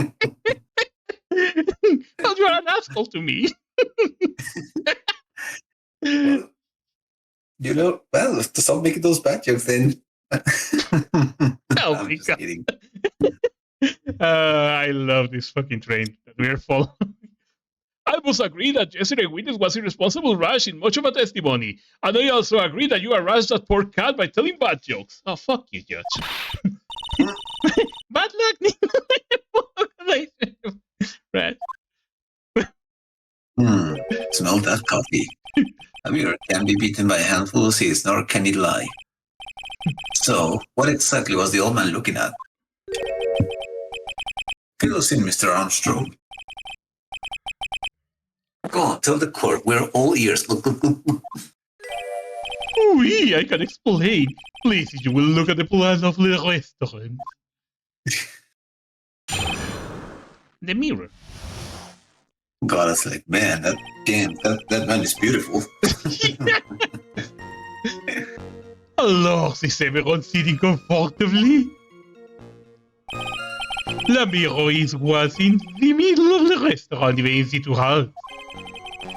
There is only one seat from which you could have seen an image of a victim. There was the seat on the table next to the victim. That was where the old man was sitting. After the terrible incident occurred, I moved the mirror so it was not in the way. But naturally, I did not touch anything else.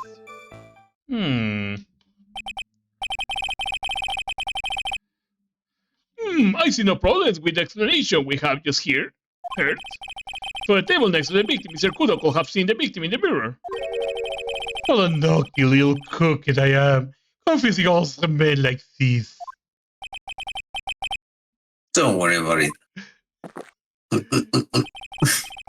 We can keep up, except for the guy breaking out in a cold sweat over there again. I hate that guy. God, that's such an asshole. You say you don't touch anything else apart from the mirror. Are you quite sure about that?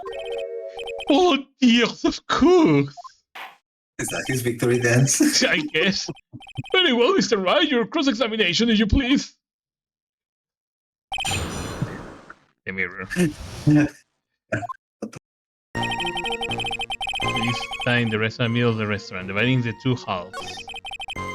There is only one seat from which you could have seen an image of the victim. That was the seat at the table next to the victim. It was where the old man was sitting.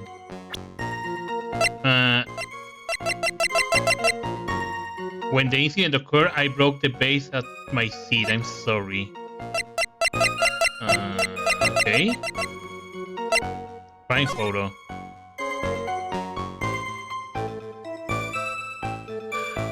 Is this one?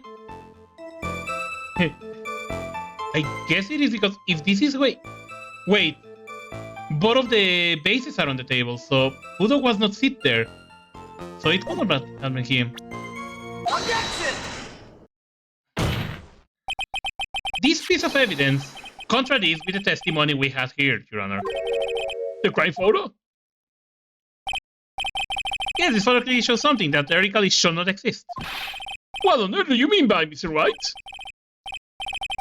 Jeez, huh? Sounds like you're describing yourself, Trite. Jeez, what an asshole.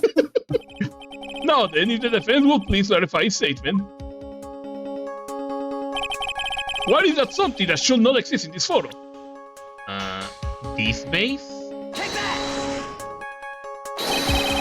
I think it's very obvious that this is what should not be in the picture. The base? What possible connection does this have with this witness testimony? Your Honor, I'm telling you that there should have not been no base on this table. Because it's very clear contradicts with this piece of evidence. Where it was. God, I got a lot of shit! There you go. When the incident occurred, I broke the base at my seat, sorry. Take that! There is one thing that was clearly demonstrated by yesterday's testimony.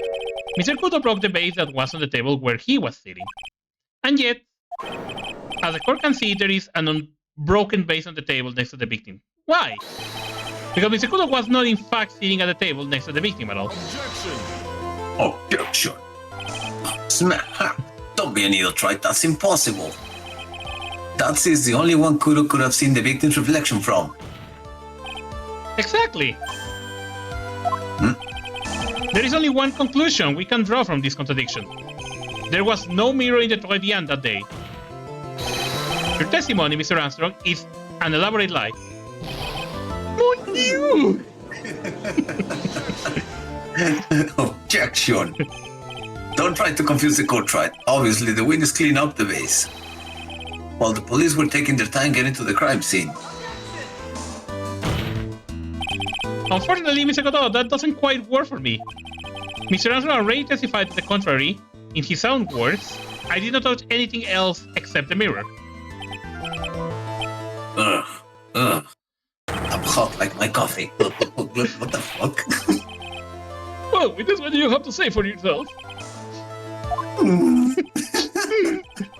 I was right. There was no mirror in the restaurant that day. In light of this revelation, we return back to the original problem. Why did the victim have an earpiece in an ear which he couldn't hear? You only get one shot in life. There is no turning back. If you want to claim that the mirror wasn't there, Wright, then this problem is all yours.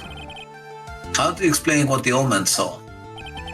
If I can't answer this, then it'll be too much closer to the truth. I can feel it. Are you going to be okay? Can you really solve this contradiction? There is more than just this one contradiction, Maya. What do you mean? I don't think I can solve that right now. Remember what Maggie told us? There was another man at the victim's table. And there was a sample CD on the victim's table. It all files in the face of Mr. Kudo's testimony. And I think I know the reason. Why nothing in this case is adding up. Well, Mr. Wright, let's hear your answer. Yes, sir, Your Honor. Oh, fuck, I didn't think about it. The reason behind all the contradiction in Mr. Kudo's testimony is simple.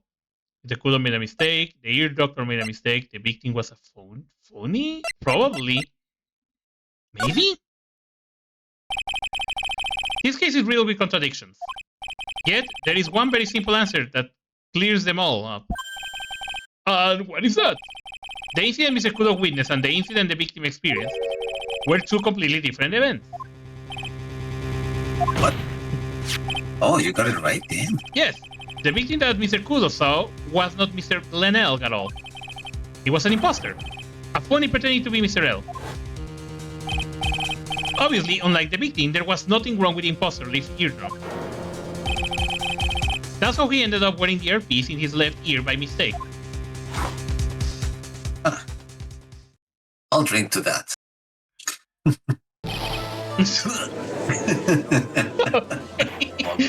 I love how he just asked for a coffee just to spit out in the front. Order in the court. Settle down or I'll clear the courtroom. Quiet, Grants. Why don't you clear out here, huh? Oh, What wow. did you say? Jeez. Right. Are you saying that what Mr. Kudo saw was a setup? Yes.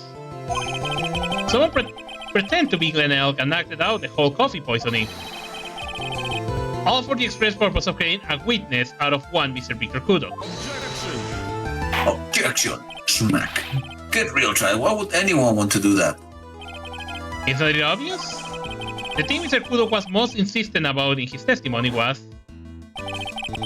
serving girl brought him a Javashina, but she put something in it. That's the serving girl right there in the defendant's chair. I remember it well. It's so hard to believe, but there was one and only one reason to show Mr. Kudo this fake poisoning. to show Maggie Bear in the act of poisoning the coffee. Objection. Are you insinuating that the waitress in the old man's story was fake as well? It's true that there were no other customers in the restaurant at the time, but... It's also true that the chef was there. He wouldn't have noticed what was happening. Like he's about to cry. Yeah, that's right. Well, witness, in your restaurant really was the scene of such theatrics. You have known about it, correct? Oh, lads, it is most difficult for me. No, it's quite simple. All you have to do is testify. You are on the road, after all. Was there, in fact, a phony at the Trevian that day? The defense demands that Mr. Armstrong tell the whole truth about what happened. The defense request for additional testimony is accepted. You will accurately explain in detail the events in the restaurant that day. Oh, oui.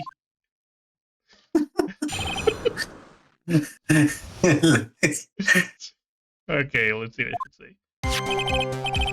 La victime, Monsieur Real, came to my restaurant alone. I remember the old man arrived not long after him. There were no other customers. When he got word that he won the lottery, Monel became very excited. It was approximately 5 minutes later that the poisoning incident occurred. None there was no time for a phony to do all the acting. Huh. Just so we're clear, there was no mirror in the restaurant after all. The boss demands pardon. Forgive me, Your Honor. I lied because he wants his mask to be cleared up quickly. What you have just done is commit perjury, Mr. Armstrong. I will decide how to punish you later. Oui. For now, we will hear your cross-examination, Mr. Wright, if you please. He took that perjury charge a bit too well. I'm guessing he'll be in more serious trouble after this cross-examination. He looked like he's about to cry. Okay. He's now sad for his chef. Monsieur, oh my god, okay. What do I need to press? I just came to my restaurant alone, okay. Be right back. I'll be right back, quick. No problem. I remember the old man arrived not long after I... There were no other customers. When he got the word won the lottery, Mr. L became excited. Huh. It was approximately 5 minutes later that the poisoning incident occurred. Actually, probably gonna press him. And what were you doing at the point? Without any customers, you must have the time to kill. A multi-talented woman, monsieur. Sorry? What do you mean? C'est le renowned chef hier also à l'étranger pour Clarice Armstrong. Clarice? Oui, I was writing a poem on a tale of a chef in $500,000 of debt. Cooking for a man who won $500,000 of a lottery. It's called Pourquoi. It means why. Perhaps I can recite it for all the court. Please don't. Okay, that's not it. Okay. Okay, let's check. Let me check again. The victim, Monsieur L, came to the restaurant alone. I remember the old man arrived not long after him? Hold it! By old man, you mean Victor Kudo, correct? Oui, he comes after my main special coffee. Okay, I'm back. Quarantine! Damn, just in time. I drank your coffee once, Mr. Armstrong. It's special, I'll give you that. It's worth a sip just for the experience. Oh, you made me so happy, Monsieur. You are most welcome anytime. I said it was worth one sip and nothing more. So Mr. Cool arrived at the restaurant around the same time as the victim. Maybe I should ask about Saraba in more detail.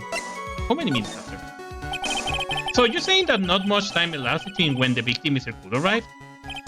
Oui, that is correct. But that still leaves the possibility that something happened in the gap of time.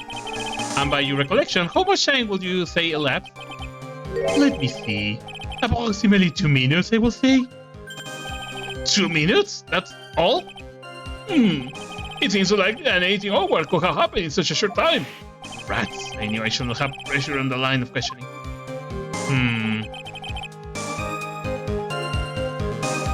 Okay. There was no other customers. When you got work, won lottery, Elle became excited. Maybe? Wait. Won the lottery.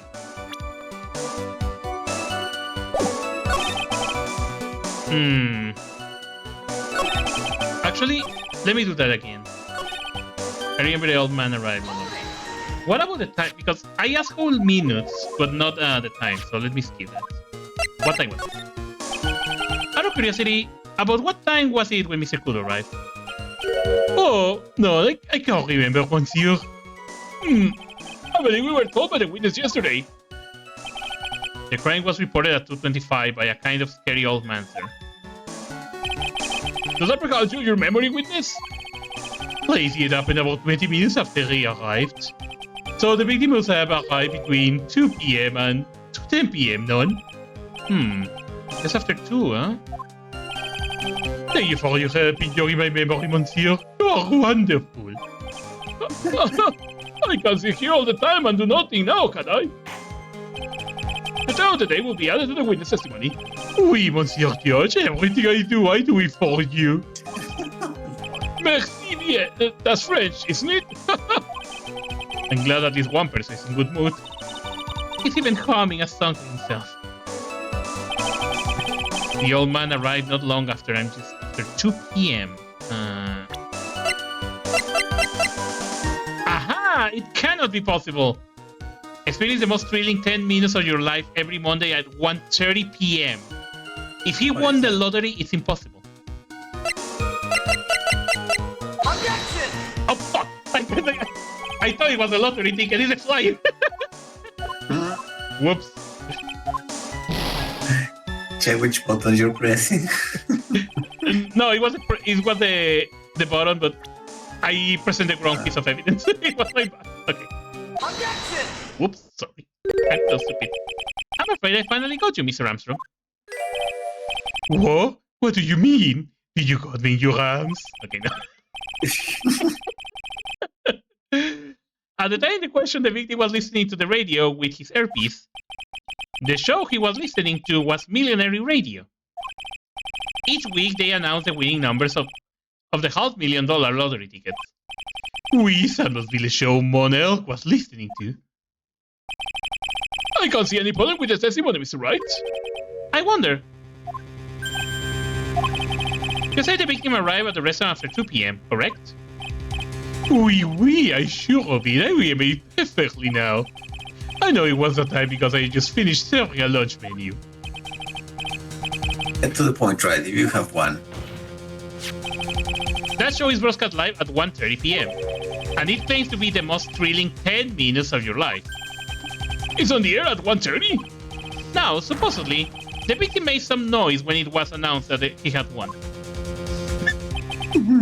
And yet, I don't believe his cry of joy will have occurred after 2 p.m.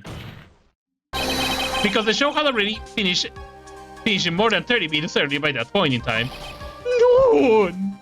The victim we were told about has done nothing but the impossible.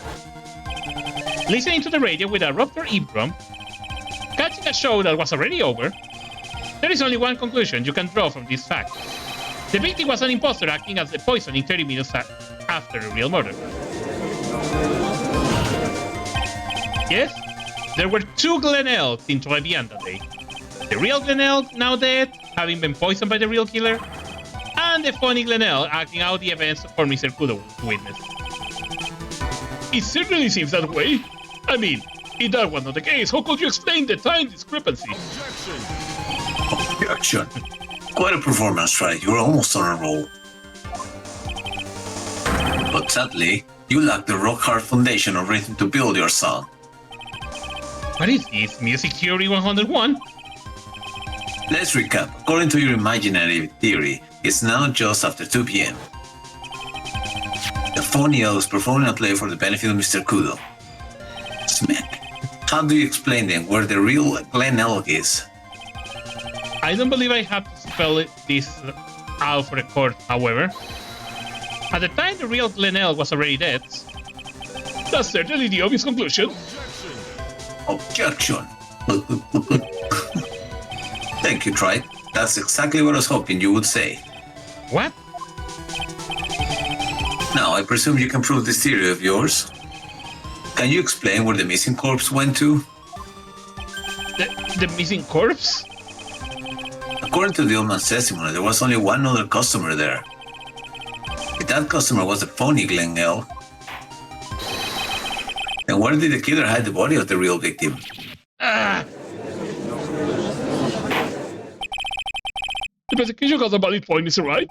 If your theory is to stand out to examination by the court, you must provide us with proof by answering the prosecution's question. Where did the killer hide the body? Yes, Your Honor.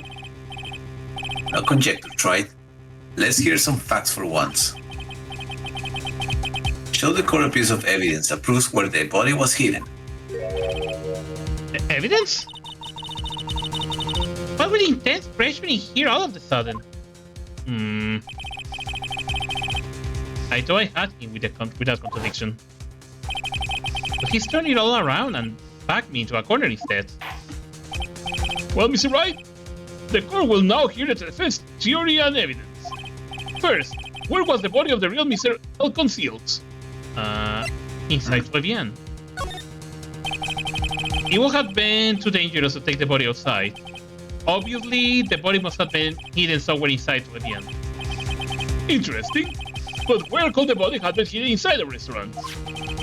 Perhaps you could care to show the court on this plan, Mr. Wright? Yes, Your Honor. The exact location where the body was concealed inside Trevian. Okay. How would you know? I don't think it will be under the... Wait. Fuck, cannot check my things. Okay, try to think. Wait, I think I got an idea. What about the kitchen? Take that! The body was hidden here. I see. Nice supposition. But the real question is, can you back it up? I think I can. Where's the evidence that proves the body was hidden in that location? The victim's ear medicine found covered in unidentified fingerprints in the kitchen. Take that! Could be. Yeah? Mr. Armstrong, do you recognize this bottle? No. I've never seen that ugly bottle before in my life. I use the very best balls once you. The highest quality only for me. Where was that bottle found, Mr. Wright? Interestingly enough, Your Honor, it was found in the kitchen of the Trevian. What? But I only ever use this bottle of my aromatherapy oils. But this bottle doesn't contain aromatherapy oil, Mr. Armstrong. No, it contains a medication. What kind of medication? I'm sure everyone remembers, didn't they? That Mr. L visited an otolaryngological clinic. Oh my god, that's hard to pronounce. Otolaryngological clinic and was given medication that day. You can't be serious. The defense had the contents of the bottle analyzed, and I have the lab results here. The content of the bottle matched the prescription that was given to Mr. L. Then L mother hid the body in the restaurant kitchen, at which time this bottle fell out of the victim's pocket. Mr. Armstrong, when the incident occurred, didn't you say you were in the kitchen? Mon Dieu! Yes, you know what I'm about to say. It was you who hit the victim's body. You did a fine job pretending to defend my client Maggie Bird. However, you were setting her up to take the fall behind the poor girl's back. Lol. Order! This is an extraordinary development. Witness, did you murder Mr. Glenell? Never. I could not do such a horrible thing. What? What the fuck's gonna turn Super Saiyan, Jeff? Mr. Godot! Smack. Bitterness. Every time I get lied to, I always duck down a mug of coffee. That's one of my rules. What? What the fuck? Do you have the slightest idea how many cups you had by now? Then I like to do the same to the person who lied to me. I like to take them down with my empty cup. Listen up, chef. How about a new flavor in your ear, my H-deficient friend? Pardon. Please, you must hear me out. It's a trap. Listen to me. Por favor. Yo hablo español, Mr. Armstrong, and por favor is Spanish. Okay. Who cares? I'm only going to ask you once. Did you do it? None. None. Absolutely none. I Let's hear it. Well, I'll throw my coffee at you. You got one shot, right, Gramps? Witness, the court will permit you the chance to make one final statement. If you lie on the road again, Mr. Godot Coffee mug awaits you. As posed by Gable. It's clear. What do they always say in the movies? I got a bad feeling about this. Very well. Bring your final testimony, Mr. Armstrong. Oh my god, so we're gonna hear this guy one more time? The confession. Power is also Portuguese. That's also true. I believe you guys because you are from Portugal. It's true, I hid the body in the kitchen. Someone forced me to do it, I had no choice. I had to go along with him because there was no reason why I could not refuse. But I didn't kill him. I swear it, you must believe me. You were forced? By who? I cannot say or I will be erased. Let's try a different question. Then, when Mr. L died, was he really the only person at his table? There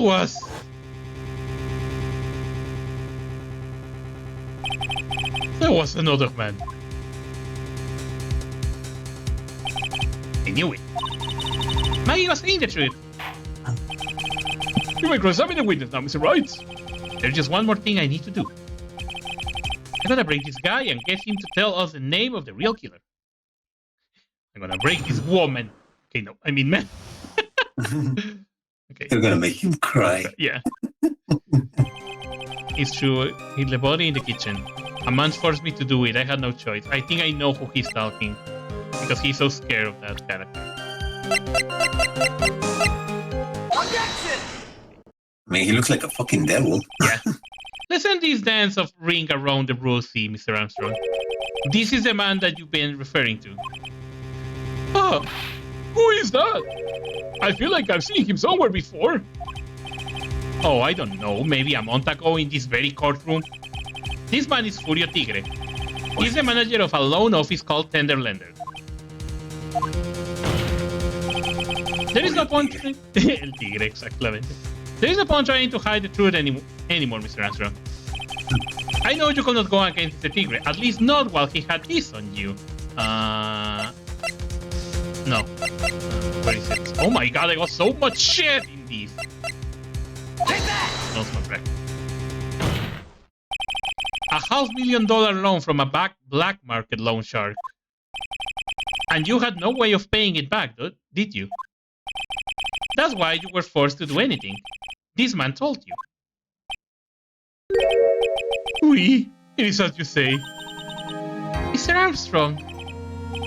The tiger, he told me he was going to use my restaurant for a business rendezvous. All the day in question, he was meeting the victim demand to repay his loan.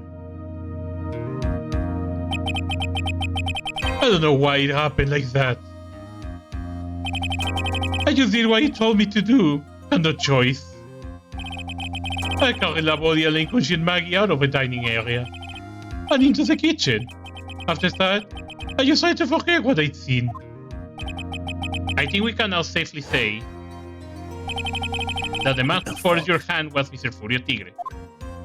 I mean, he looks like a maniac. It does look like a maniac. I do have one further question for you, Mr. Armstrong. The poison and the lottery ticket that were found in the defendant's apron pocket? Was that your doing as well? None. I did nothing about that. Making it look like it was Maggie who had done it. It was not. It's despicable. It's a good lot. You will summon this Furio Tigre as a witness. I know that can be arranged today, so we will adjourn for now. Proceeding will continue with tomorrow. Oh, Oh. it's not over.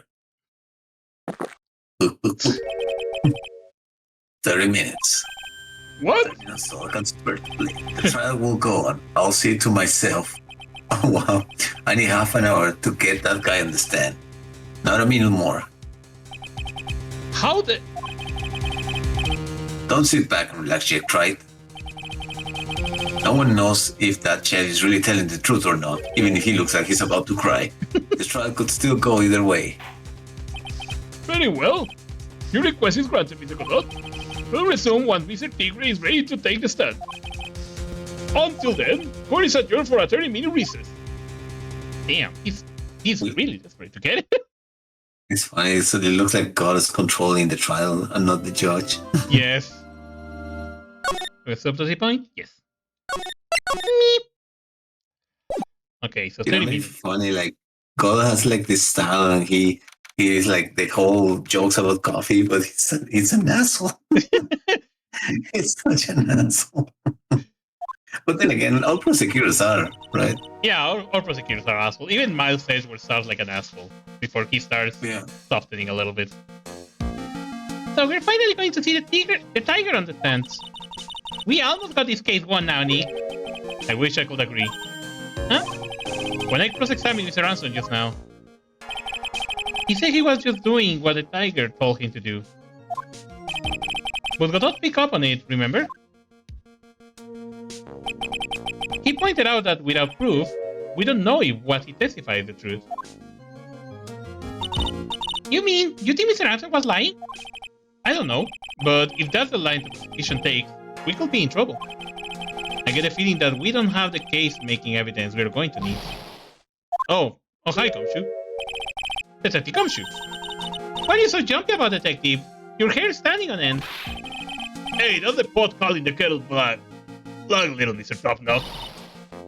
It's not a top knot. Never mind about the hair. Just calm down, alright? Wait, I can't stand still. I can't stand still when I don't have a job to do. I kind of would wound off. Ah! No kidding. No, that's nothing you need me to do, pal. Anything. Well, hey, I'm gonna take a joke back down to the precinct. I'll get some prints analyzed for you if you got an hour. An hour? The trial will have reconvened by then. But, Nick, we still don't have decisive piece of evidence, right? True, we have some kind of trump card to pull out of the bag. We really stuck. You said you could get some fingerprints analyzed done in an hour? You bet. In that case, would you mind checking the prints on these for me? Okay, we got a small little bottle, so... Peace. Take that! If you're going back to the station anyway, could you find out those prints are on this? Oh, hey! That was a small bottle I gave back to you this morning, right? Yeah. I think it's time we solved the last mystery of who the fingerprints belongs to. Sure thing, pal. Actually, that's been knowing at me too. Hey. Okay, I'll get this off the lab right away. Just make sure you don't lose the case before I get back. He's gonna lose, probably. He's pretty much beat the final showdown, I guess. Besides separate the funnies from the real guy. Oh my god, this guy. I wish I had Max to voice these guys because it will fit him perfectly. There is no Maximus here, just a cat. Okay. Yeah. I mean, meow. Oh, no, recompense. Mr. Godot, did you find this Furio Tigre? I even tamed him for you. What the fuck? It was a 3-cup job, no problem. What the fuck? Tame him? The guy's name might be Furio Tigre, but come on. He's pretty lively. Be careful, he still bites. Oh I mean, my god. Great, now I got a witness that bite and a cat that bite. Very well, please show Mr. Tigre to the stand. What the fuck? He looks fucking scary. Witness, please state your name and occupation for the... What the fuck? Don't hide under the table, Maya! There is room for me down there too. Would you mind? Say to me? No, nothing, I don't say nothing honest. Who will guess that fear will induce a bad Brooklyn accent in the judge? Got business to take care of, you hear me? Who the hell called me into this hole? Was it you, Spiky? No, of course not. It was the judge. What the fuck? Your Honor? Oh dear, I seem to have dropped my pen. Where on earth is it? Don't mind me, just carry on with the proceeding as normal. That is it. That's it. We're doomed. Maybe you still don't hear me. I say, who the hell was it that called me here? There's no need to shout. We can all hear you. What do you say? There's no point struggling. You're caught in a snare. The relentless snare of the law. He's the only one who's not afraid of him. And I'm the one that hold you in. Too cool. Well, he gets better unique. Let's start with the basics. You know about the incident in question, correct? Incident? I'll know nothing about stinky incident, masked boy. You mean you didn't attend the previous trial of Maggie Bird? Maggie, who? You got more important things to do than watch corridor dramas. Of course, well, perhaps you could give us your testimony then? Please tell us about what you did on the day of the murder. It is right. You're the one who set this up, don't you? You're gonna regret the day you ruffled the tiger's fur. You hear what I'm saying? Maybe I should bring the diaper with me today. Can I grieve, Nick? Everybody's hiding. Yeah. The tiger's alibi. I don't know nothing about murder.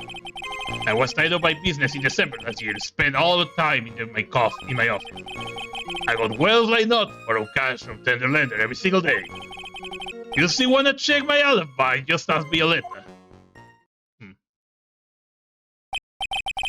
At last I found my pen.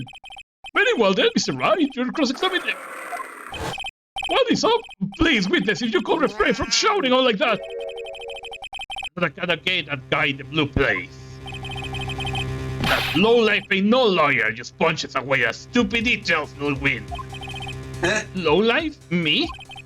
Listen up, Smarty. Every time you add something that doesn't relate to this case, gonna bill you $50,000 and you're gonna borrow the cash for me.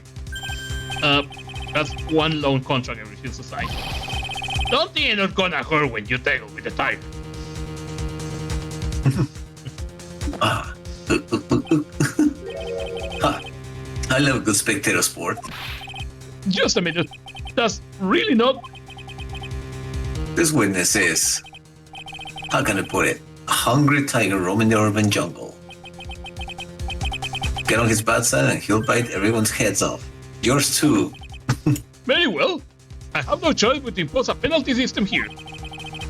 You better be listening. I say I got business to take care of. Big business.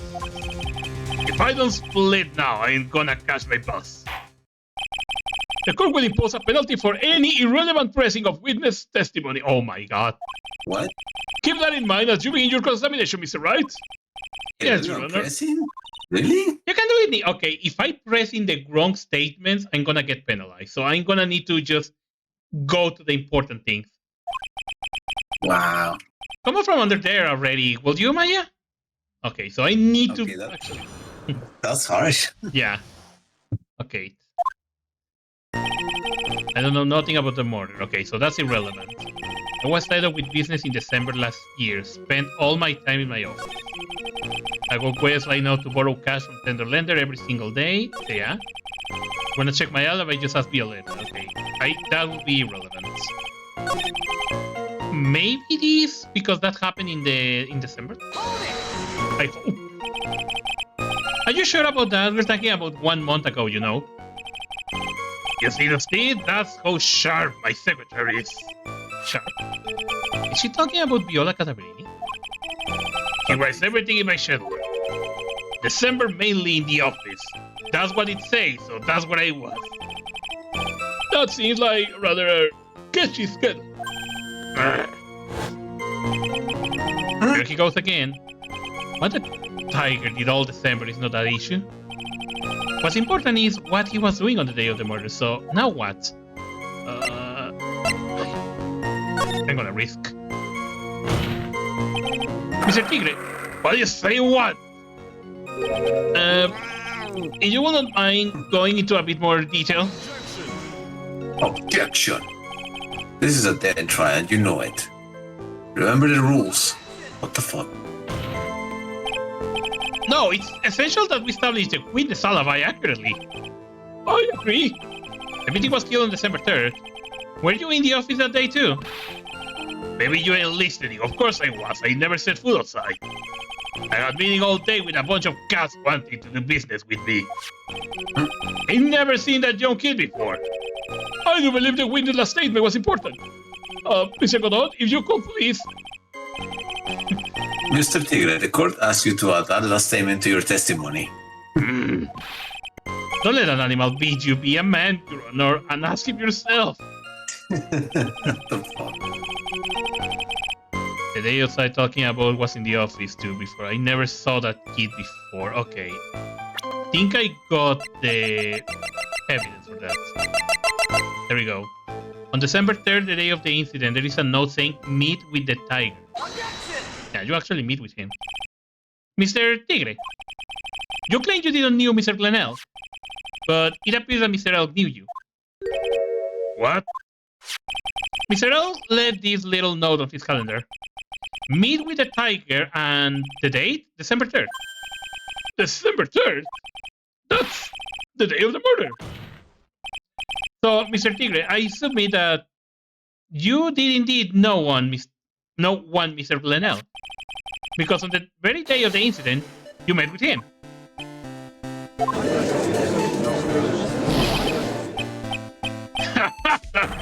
Not bad. Yes, actually not bad. Sorry? I was just messing with you to see how good you were. You hear that, Nick? He said you're not bad. That's one compliment I can do without plus he's lying through his teeth. Oh, witness, please remember that you are on the road. Lies will not be tolerated. Just calling me a liar is what you're doing.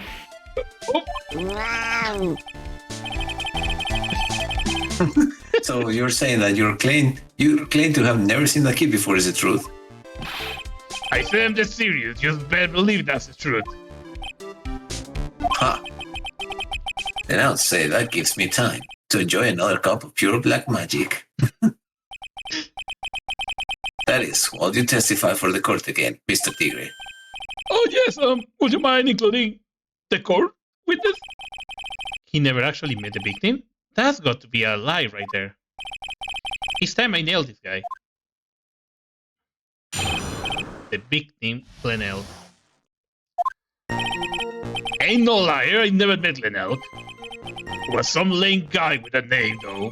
Wanted to borrow cash from me. I set up a meeting with a guy at my office in the lender.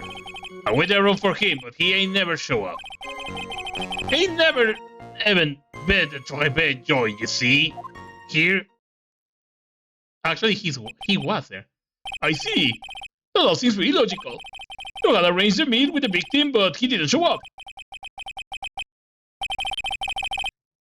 Oh no! Other Heath. My connection there. Understandable. Okay, what? Oh, I hear it's pretty hard to keep appointments when you're dead. Very well. You may begin your cross-examination, Mr. Wright. Yes, Your Honor. You and I told you I got a deal going down today. Ain't gonna make me bust now. Gonna have to take the express train. Bill's going straight to you, right? I think I still got the same penalty of the things, so I should not be pressing on all the things. Yeah. They're putting the bar there. Yeah. There was some lame guy with the same name. I set up a meeting with a guy at my office in the lender. I waited around for him, but he ain't never showed up. I never even been to that dress band joint. Actually, you were. There is these matches. Used for advertising, found lying in the tender lender. Objection! You were. Nice. Mr. Tigre, is there something you'd like to tell the court about these matches? Matches? What are you talking about? We found them in your office at Tender Lender. They are from that restaurant. You really never been to Tribulations before. What was a book of that restaurant matches doing on your desk? Has been snooping around my stuff now too, white guy? Why are you ball and chain and no broad controlling me? He also has spiky hair like Phoenix. Yes. Order! Well, witness, I think that you start telling us the truth, don't you? Sorry, forgive me. I'm no pussycat, I don't go back on what I said. Okay, I was at the joint that day. What? But listening good, alright? I've been there, but I still never met the kid. Well. Look. Looks like an artist just came in for another testimony. I'm this close to proving it was him. He did meet Linnell that day. And he did put poison in his coffee. He must have. I mean, he looks like a fucking maniac. Yeah. Ah, très bien. I was supposed to meet with the kid at the restaurant that afternoon. When I opened the door to the joint, I saw one ugly scene. It was laid out there at the table, stiff as concrete. I figured if the place wasn't hot already, it was gonna be, so I split. I heard the cop sirens on my way out, and I went straight back to my office. I see. You didn't actually meet with him in the end, then? Well, Mr. Wright, your cross-examination, please. Yes, Your Honor. Hold it. If I wait around here any longer, I'm not even gonna make the normal express. No more stupid questions. No problem. Anytime Trike presses you on something relevant, I'll see he pays a penalty. Oh, jeez. Mr. Godot, that's my job. Your job is to slam that little hammer of yours and call a guilty verdict. So do it. Oh, wow. Yes, sir. Special sprays ain't no cheap, right? Just so you see, no signs you spade. Oh, doesn't the rule of law mean anything around here? So I still cannot press everywhere. I just need to be really careful. Gosh darn it, it's gonna be tough. Yeah, God, it's an asshole. What do you expect? I was supposed to meet with a kid at the restaurant in the afternoon. When I opened the door to the joint, I saw one ugly scene. The guy was laid out over the table, stiff as concrete. I figured if the place was not hot already, it was gonna be, so I split. I hit the call sirens on my way out, and I went straight back to my office. Actually, I'm hearing literally cop sirens right now on my side. That's funny. When I opened the door at the joint, I saw one ugly. You have to guess since you cannot press. Yes. The guy was laid out over the table, stiff as concrete. Shit. Opened the door to the joint, I saw one ugly scene. Fuck. Do you remember you have any evidence that sounds familiar to anything he's saying? A photo of the kitchen taken from the... Wait. I'm gonna go crazy, but... I'm gonna go with the idea of what... Okay. I'm gonna present the... No, where is the... Not the photo. Where is... Do I have the floor plan? Floor plan. Okay. Okay! I got an idea. Wait, what? That is behind a wall from the entrance door? No, okay. You see that the entrance door is on the right. Yeah. So from there, he can only see the table that is down there. Yeah, he cannot see the one in the victim's table. Exactly. He can see the one on the victim's table, unless what Mr. Armstrong said, the mirror was there. Or other reason. Let's try my idea of the mirror. You're something of a loan collecting pro, aren't you, Mr. Tigre? No one scared the tiger's clutches. Well, I'm something of a lie detecting pro. And no one escaped the Phoenix clutches. I think it's time we got something straight. What's this, Trite? A new line of irrelevant questioning? These are the floor plans of the crime scene. You say you were standing at the entrance, Mr. Tigre. From there, your field of vision will have it cover an area of something like this. Indeed, the witness will have a clear view of the victim's seat. Isn't that what I just said? I saw the back of the kid's head. Unfortunately for you, that is not possible. If the court will think back, you will remember that between each of the tables is a tall partition. Why? That's true. Now, look at the plans again. The truth is painfully obvious. Yeah, good point. From the entrance, the field of vision of any customer walking in ends here.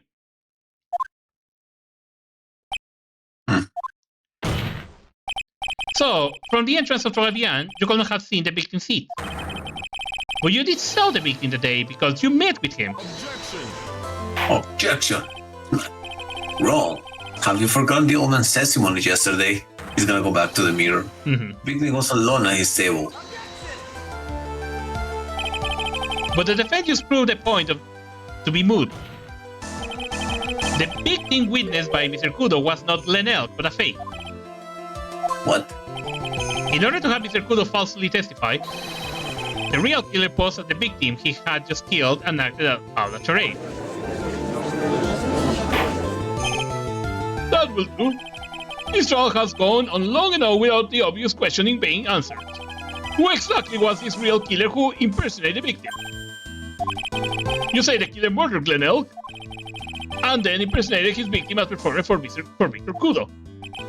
In that case, Mr. Wright, reveal the identity of the criminal of the court. I think it's him. Oh, fuck. I think it's him, actually. Obviously, the killer is Furio Tigre. No one else would have done it. What? Well, witness? Oh, that's cute. You think you can pin this on the tiger? Maybe you don't understand. The tiger is king of the jungle. So I dare you say it again. Come on, you got the guts? You can treat me, Mr. Tigre. In the defense, go ahead and tell the witness, Mr. Wright. Mr. Wright! Sounds to me like I must be you, old man. You've got a guts, I'll give you that. Mr. Wright, let me to handle this alone. Perhaps I can end this embarrassment. Mr. Godot? Let's just go back over Mr. Kudo's testimony one more time. The old man didn't just see the victim. Oh, no. Oh, the serving girl brought him a yabashina, but she put something in it. There is no question about it. She's very conspicuous, put some white powder in there. Was the victim he saw the real victim or not? That doesn't matter. The fact remains, he saw the accused put the poison into the coffee. Yes, it was the waitress who poisoned the coffee. Very impressive, Mr. Godot. Waiting for my absence to launch your attack. Ha! Found your pen at last, right? It was in my pocket. But anyways, Mr. Kudo witnessed two people that day. He saw the victim, the supposed Mr. Glenelg, and the waitress from behind. Yes, your point, Mr. Wright. I think the conclusion is obvious. If this Glenelg was really the killer in disguise, then surely it's possible the waitress was also part of the show. What? You mean the waitress was an imposter as well? The defendant, Miss Bird, fell unconscious immediately after the incident. And someone used her fainting to hatch an elaborate plan to pin the murder on her. Who on earth was it? Who was this waitress that Mr. Kudo witnessed? Take that! Who is this woman? Her name is Viola Cadaverini. She's an employee of Tenderlander. Just making a big mistake. Do you know who Violeta's grandfather is? You better be going home in an armored truck tonight if you know what I mean. Stop shaking me. Where was I? Yes, the defendant, Miss Bird, has stated the following. Well, when I took the coffee over to the victim's table, It's true, there was another customer in the restaurant.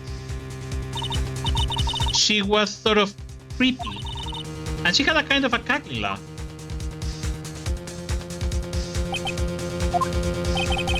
There are just too many contradictions in this case. The second man at the victim table, who nobody but Mr. Pears seems to have seen. The earpiece worn by the victim in his left ear when the eardrum was ruptured. And the radio show he was supposedly listening to half an hour after it was over. There is only one logical explanation to clear up all of these contradictions. The whole incident took place twice, once for real and once for show.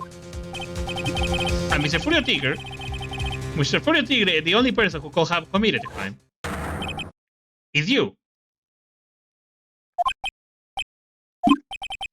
Witness? What have you got to say? That's cute. Sorry? It's alright, I could do with a guy like you around. What do you mean? Okay, I'm on this game.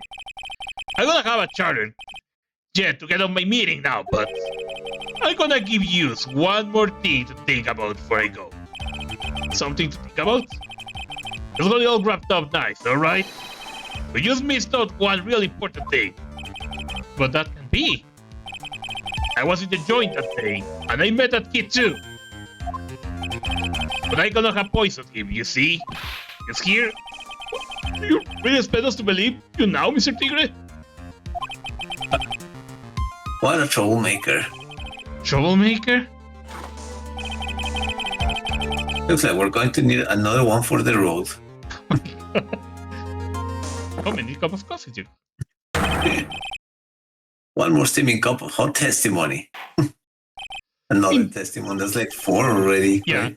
Well, then you will explain yourself to the court. I'll give you one more chance to testify. What happened today at the Tribulations between yourself and the victim? So I guess this is the last one. So I better break him right now. It's like 4 testimonies in a row. Yeah.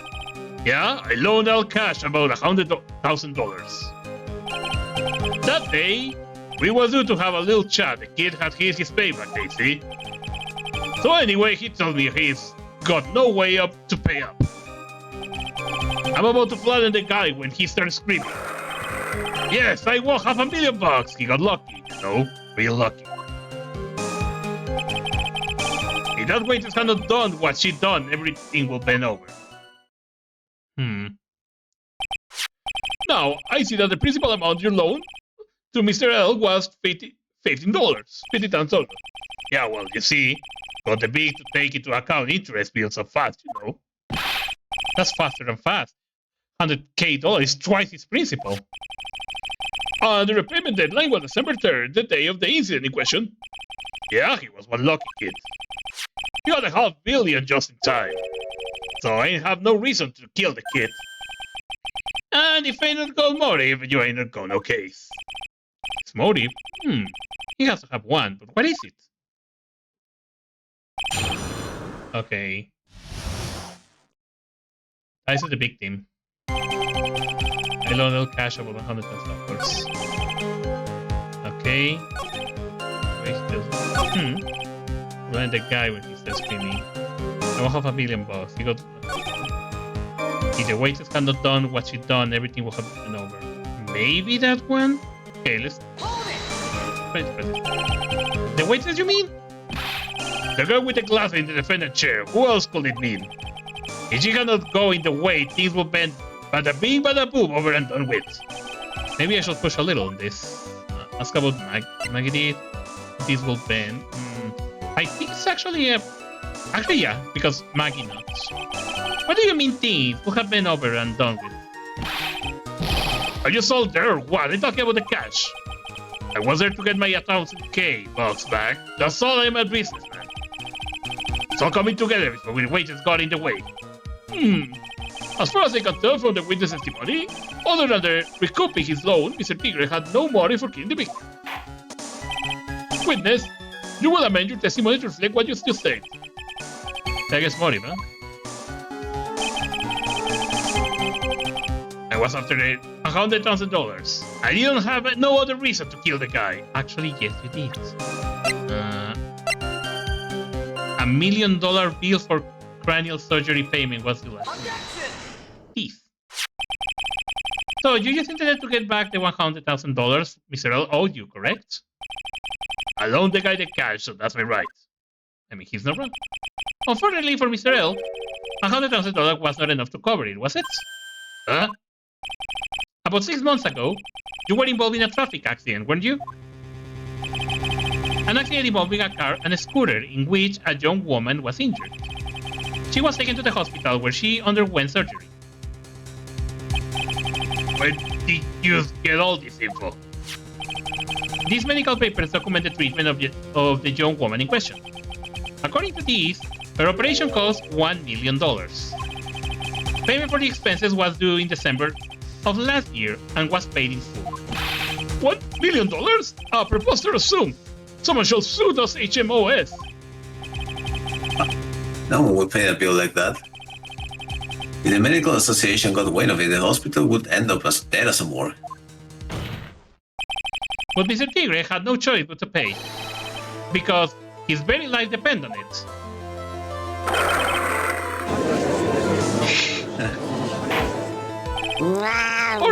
Order! You say his life depended on it, Mr. Wright? Indeed it did, simply because the injured woman was none other than Viola Cadaverini. Did you say Cadaverini? Bruto Cadaverini, mob boss in charge of all underworld activities in the city, and doting grandfather to his precious Violetta, also known as Viola Cadaverini. Your life was in danger unless you paid compensation to the boss, correct? It makes sense. You were desperate to acquire the $1 million Cadaverini demanded of you. So desperate, in fact, that you decided to sacrifice Glenel's life to pay your debt.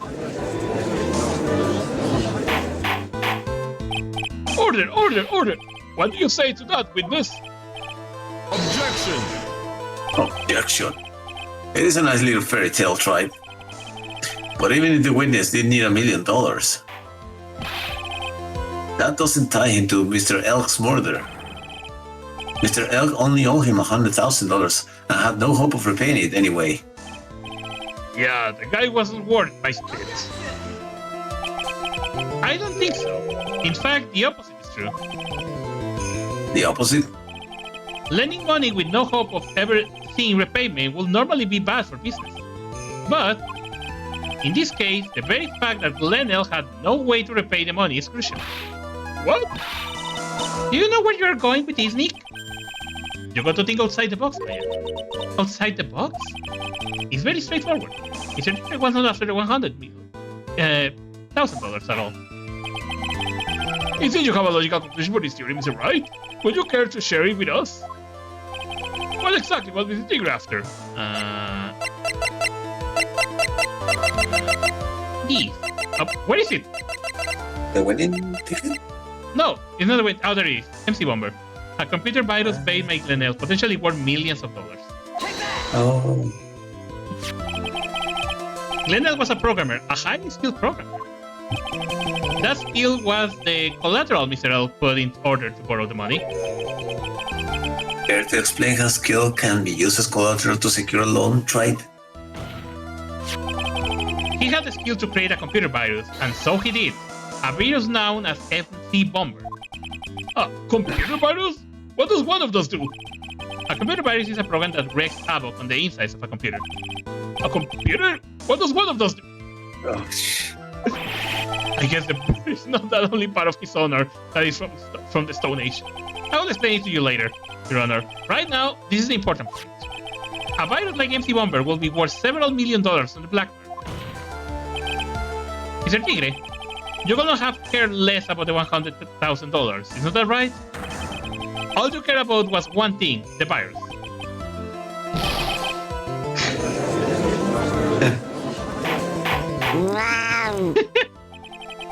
On the day of the murder, Mr. Tigre's sole intention was to get his hands on the CD.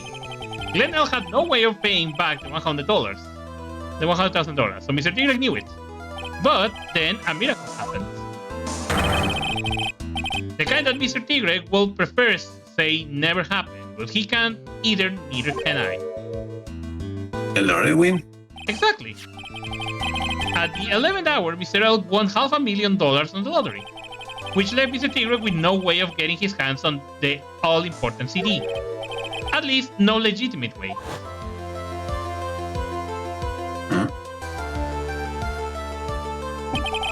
So, he resorted to illegitimate means. That's crazy.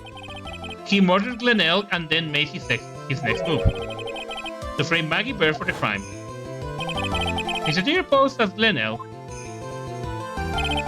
while Viola Cadaverini played the role of Mr. Bird. And then, they reenacted the whole thing in order to establish a witness. The witness being the one we all heard testify yesterday, Mr. Victor Kudo. Objection. Like I said, right, that's crazy. No one could pull off a stunt like that. For starters, there's no way the chef could have been kept in the dark about it. But Mr. Astro was in on it from the very beginning. Have you forgotten already, Mr. Godot? Mr. Astro owed the witness money too, $500,000 in fact.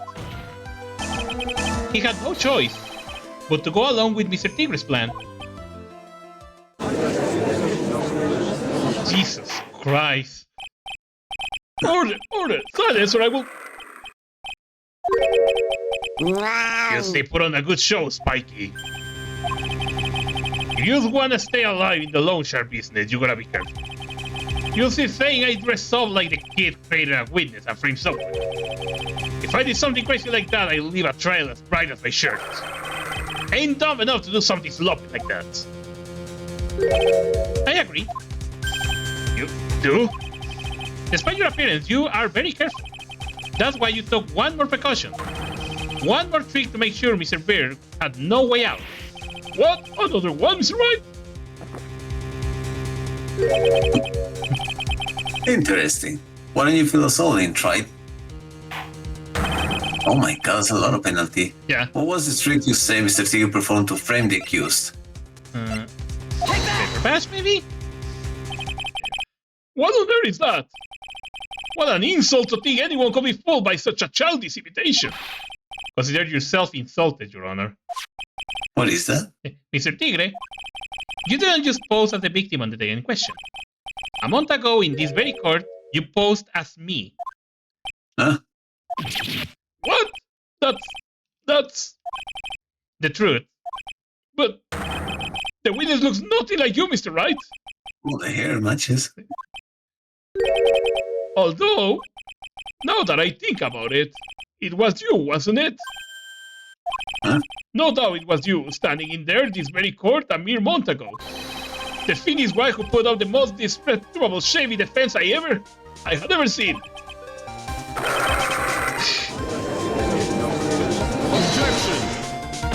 Objection. Can you prove that, Gramps? Prove the attorney who represented the accused here a month ago was this man? Are you prepared to take the stand and testify that it was him?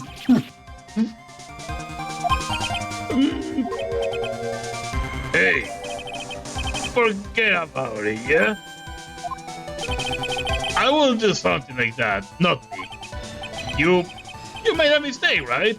It was someone else, huh? Have you no pride, sir? Objection. How many cops? Coffee for me. This isn't a matter of pride. In case you didn't know, Try, here in court, we deal with people's lives. Mr. Godot is right, Your Honor. Speaking for myself, I am absolutely convinced. The attorney in question was the witness standing before me now. However, I preside over this court as the judge with the vested power to hand down a verdict. Someone in my position cannot be swayed by a memory without evidence to support it. No! Gosh darn it. If the defense has no further evidence, the court will now excuse the witness. The circumstances surrounding Mr. Tigre are obvious for sure, but not conclusive. We've come so far. You say he impersonated Glenelle. You say he impersonated you. But none of that adds up to a murder charge. You don't have a shred of evidence that the witness poisoned The victim's poison, the victim's coffee. Just start. Ha! That's to be you, right?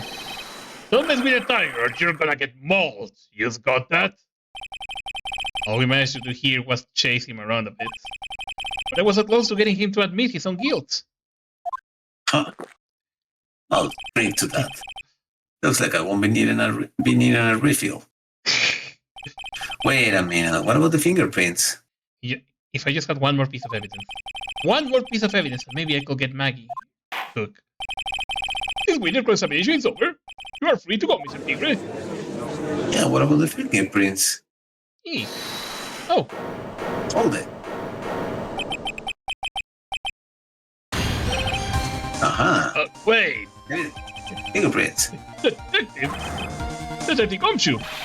Sorry I took so long, pal. I stake everything on this. My badge. The word. So here it is. My hair's counting on this too. What is it, Detective? Isn't it obvious, pal? It's the final decisive piece of evidence. What?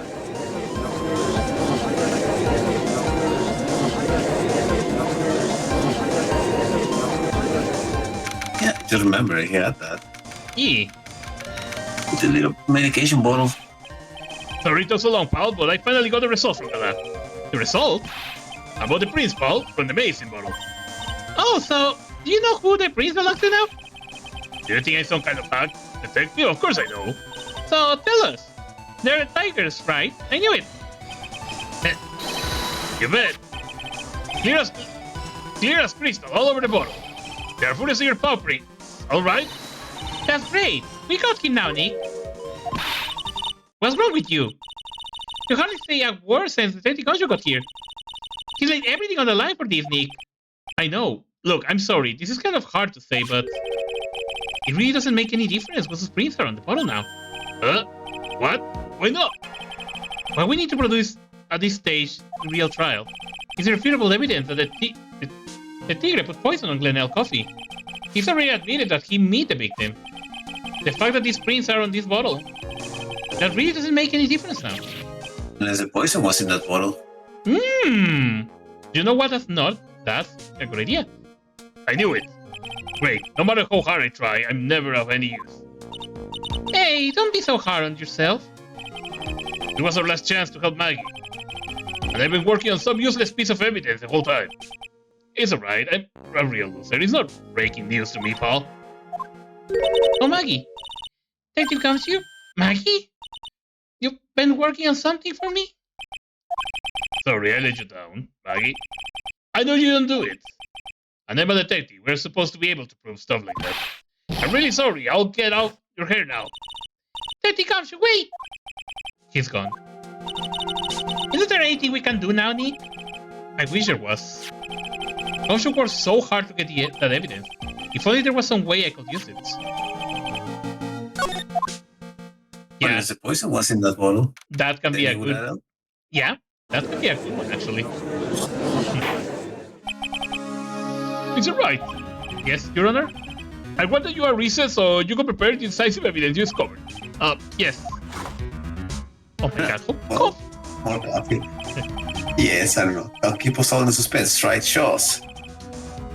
Naturally, we can assume it's evidence that will actually stand up in court, can't we? Think, Phoenix. Don't let Gumshoe hard work go to waste. How much, my summer? You've gone away. Ain't been to no court before. We use lawyers who know how to blow things out of proportion.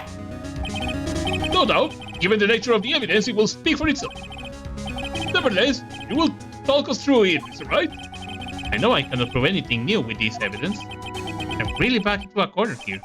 But maybe if he thinks he's got me beat, he will let his guard down a bit. Don't keep us waiting any longer, Mr. Wright. Present this final decisive piece of evidence to the court. Take that! Botellita. This is the defense final piece of evidence. Is that the victim? Your Honor? Naturally, the court is already aware of the contents of this bottle.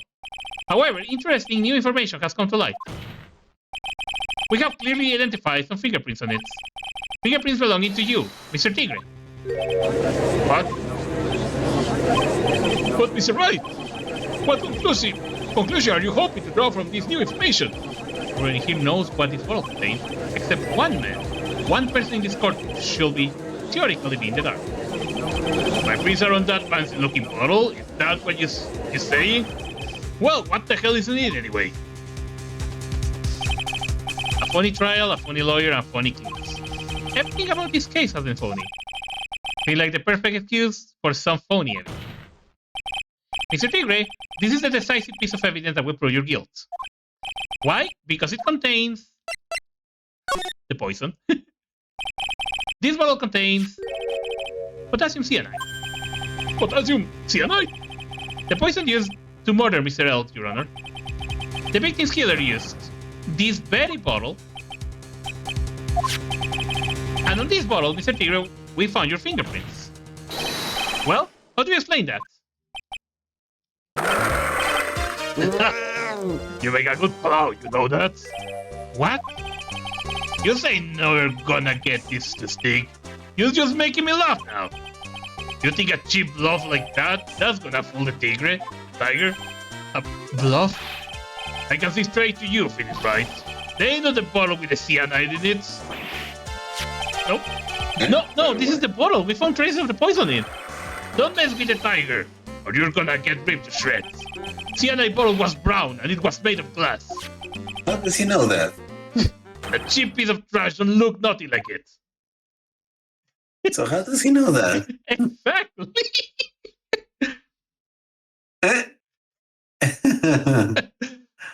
I mean, yeah, he stated it. Goto's like, he can't be serious. Got him, at last. What? Why is everyone gone quiet? I saved that bottle. Is this the bottle you're referring to? Yeah, that's it. That's the bottle the cyanide was in. But you ain't gonna find my prints on that bottle. Don't let the cozy-looking sweet fool you people. That lawyer just playing games. Tell him, Mr. Prosecutor. Tell the guy where to go. You still haven't figured it out. Don't you realize what you just said? Yeah. What I said? What did I just say? You were summoned to this court for the first time earlier today. If you really had nothing to do with the murder, you should not have known all the little details. Yeah. For instance, you should not have known what kind of bottle the potassium cyanide was in. But just now, you slipped up in front of every single person in this court to describe the exact bottle used by the killer to hold the poison. You just don't know who you're messing with. I'm the tiger. I control millions of dollars on the black market. You think I'm gonna let some jump-off suit get better of me? Sure, the last piece of evidence was phony. But that's just what you deserve. A phony trial with a phony lawyer. It was all played out by you, the biggest phony of all. There we go. I'm not gonna do that and destroy my throat. I'm so sorry.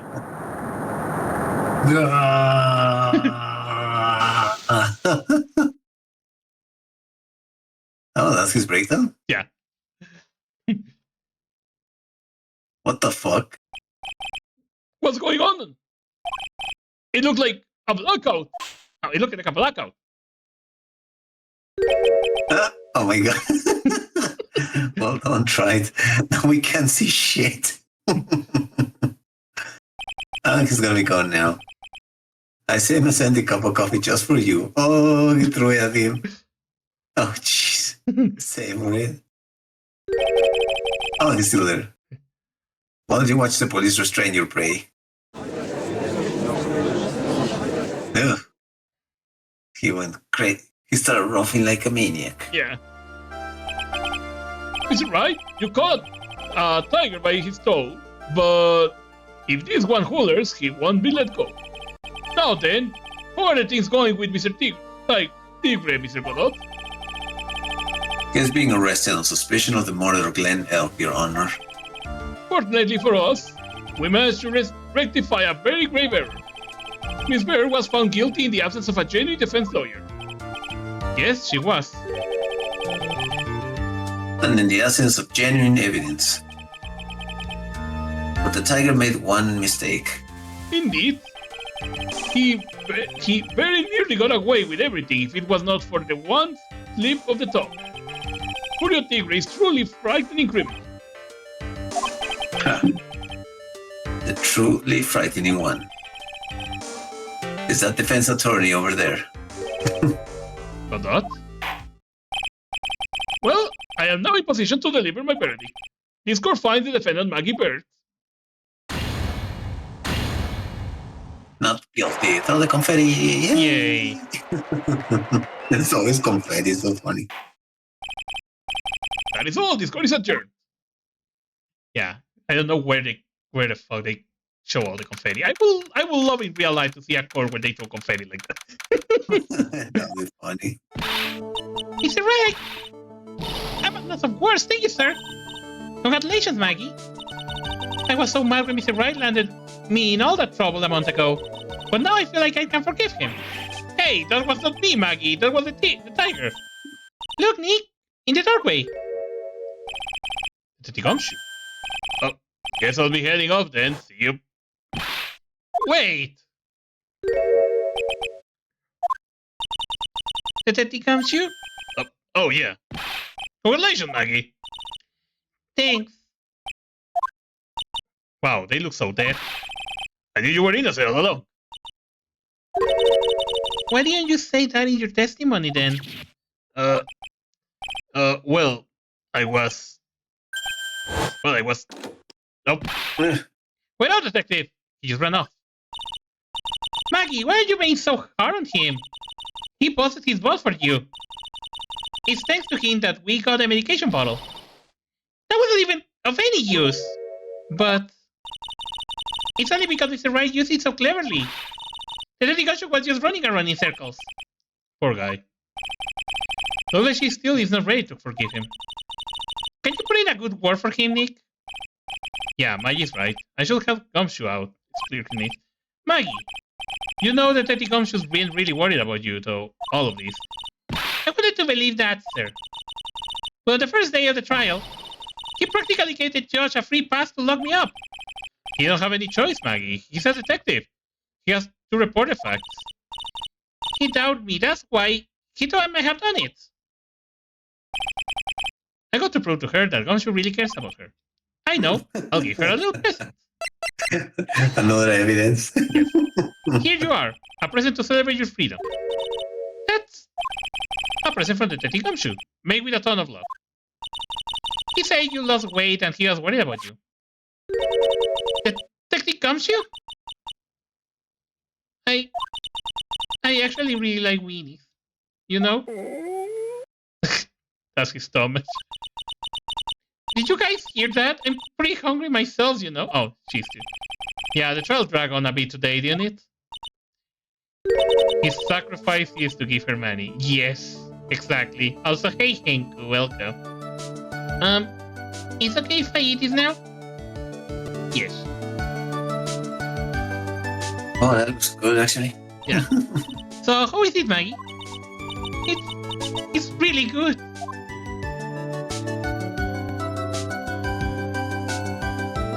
I kind of want to make myself that kind of lunch right now, like some sausages and some rice. The false allegations surrounding Maggie have all been cleared up, and maybe a coffee. And who knows? Maybe a whole new chapter of her life is about to begin.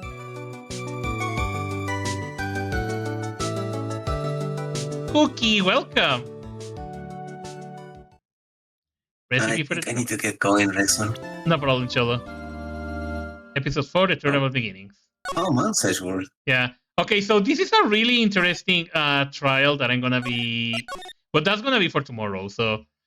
According to the... It is well, actually. So according to the logic of this game, the first trial we're gonna see, it's technically the first trial of Mia, that is literally against Miles Edgeworth. And also we're gonna see some story on the past of Godot on this trial, but that will be for tomorrow. I'm just gonna leave the little first intro, shows the trial. But yeah, this is gonna be like a backstory for Mia, her first trial, Miles Edgeworth, and some more backstory on Godot.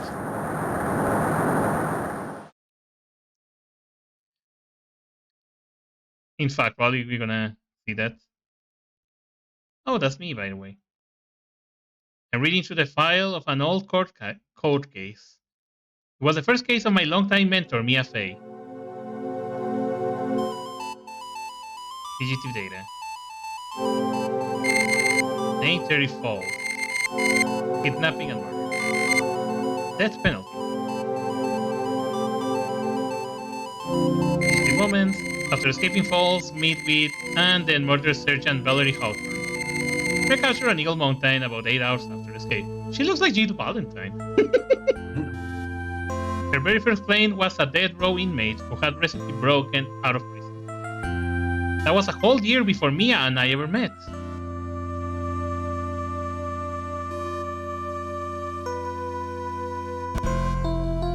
Six years early, Mia Fey's first trial. Wow, it was 6 years. Yeah. So I'm not gonna continue this, but yeah, we're gonna meet some of the guys here, like this guy and other ones. We don't have that yet, but yeah, it's technically, according to the game, the first time that bought her first trial. We're gonna see Miles Edgeworth's first trial too, and also The beginning of all those characters. yeah, the beginning of all those characters of Godot, of Mia, and Edgeworth. So, but that will be for tomorrow. Yeah, I need to get going. No problem. I'm saying too, I need to go and cook my dinner too, and thanks to Godot to make myself a fucking coffee. Yeah, he drinks coffee like not tomorrow. Exactly. But yeah, I will see you guys tomorrow. Cookie, Henku, Subi, Proto, Hajime, Forcaleto, and my good friend Cello here. Thank you all of you guys for being here with me tonight. No problem. Hey, I will see you guys tomorrow for a really cool short little trial that is gonna last only one single day, and probably the next weekend is gonna be the end of this game. So thank you guys for coming. Take care. Have a good night and stay awesome, all of you. Beep.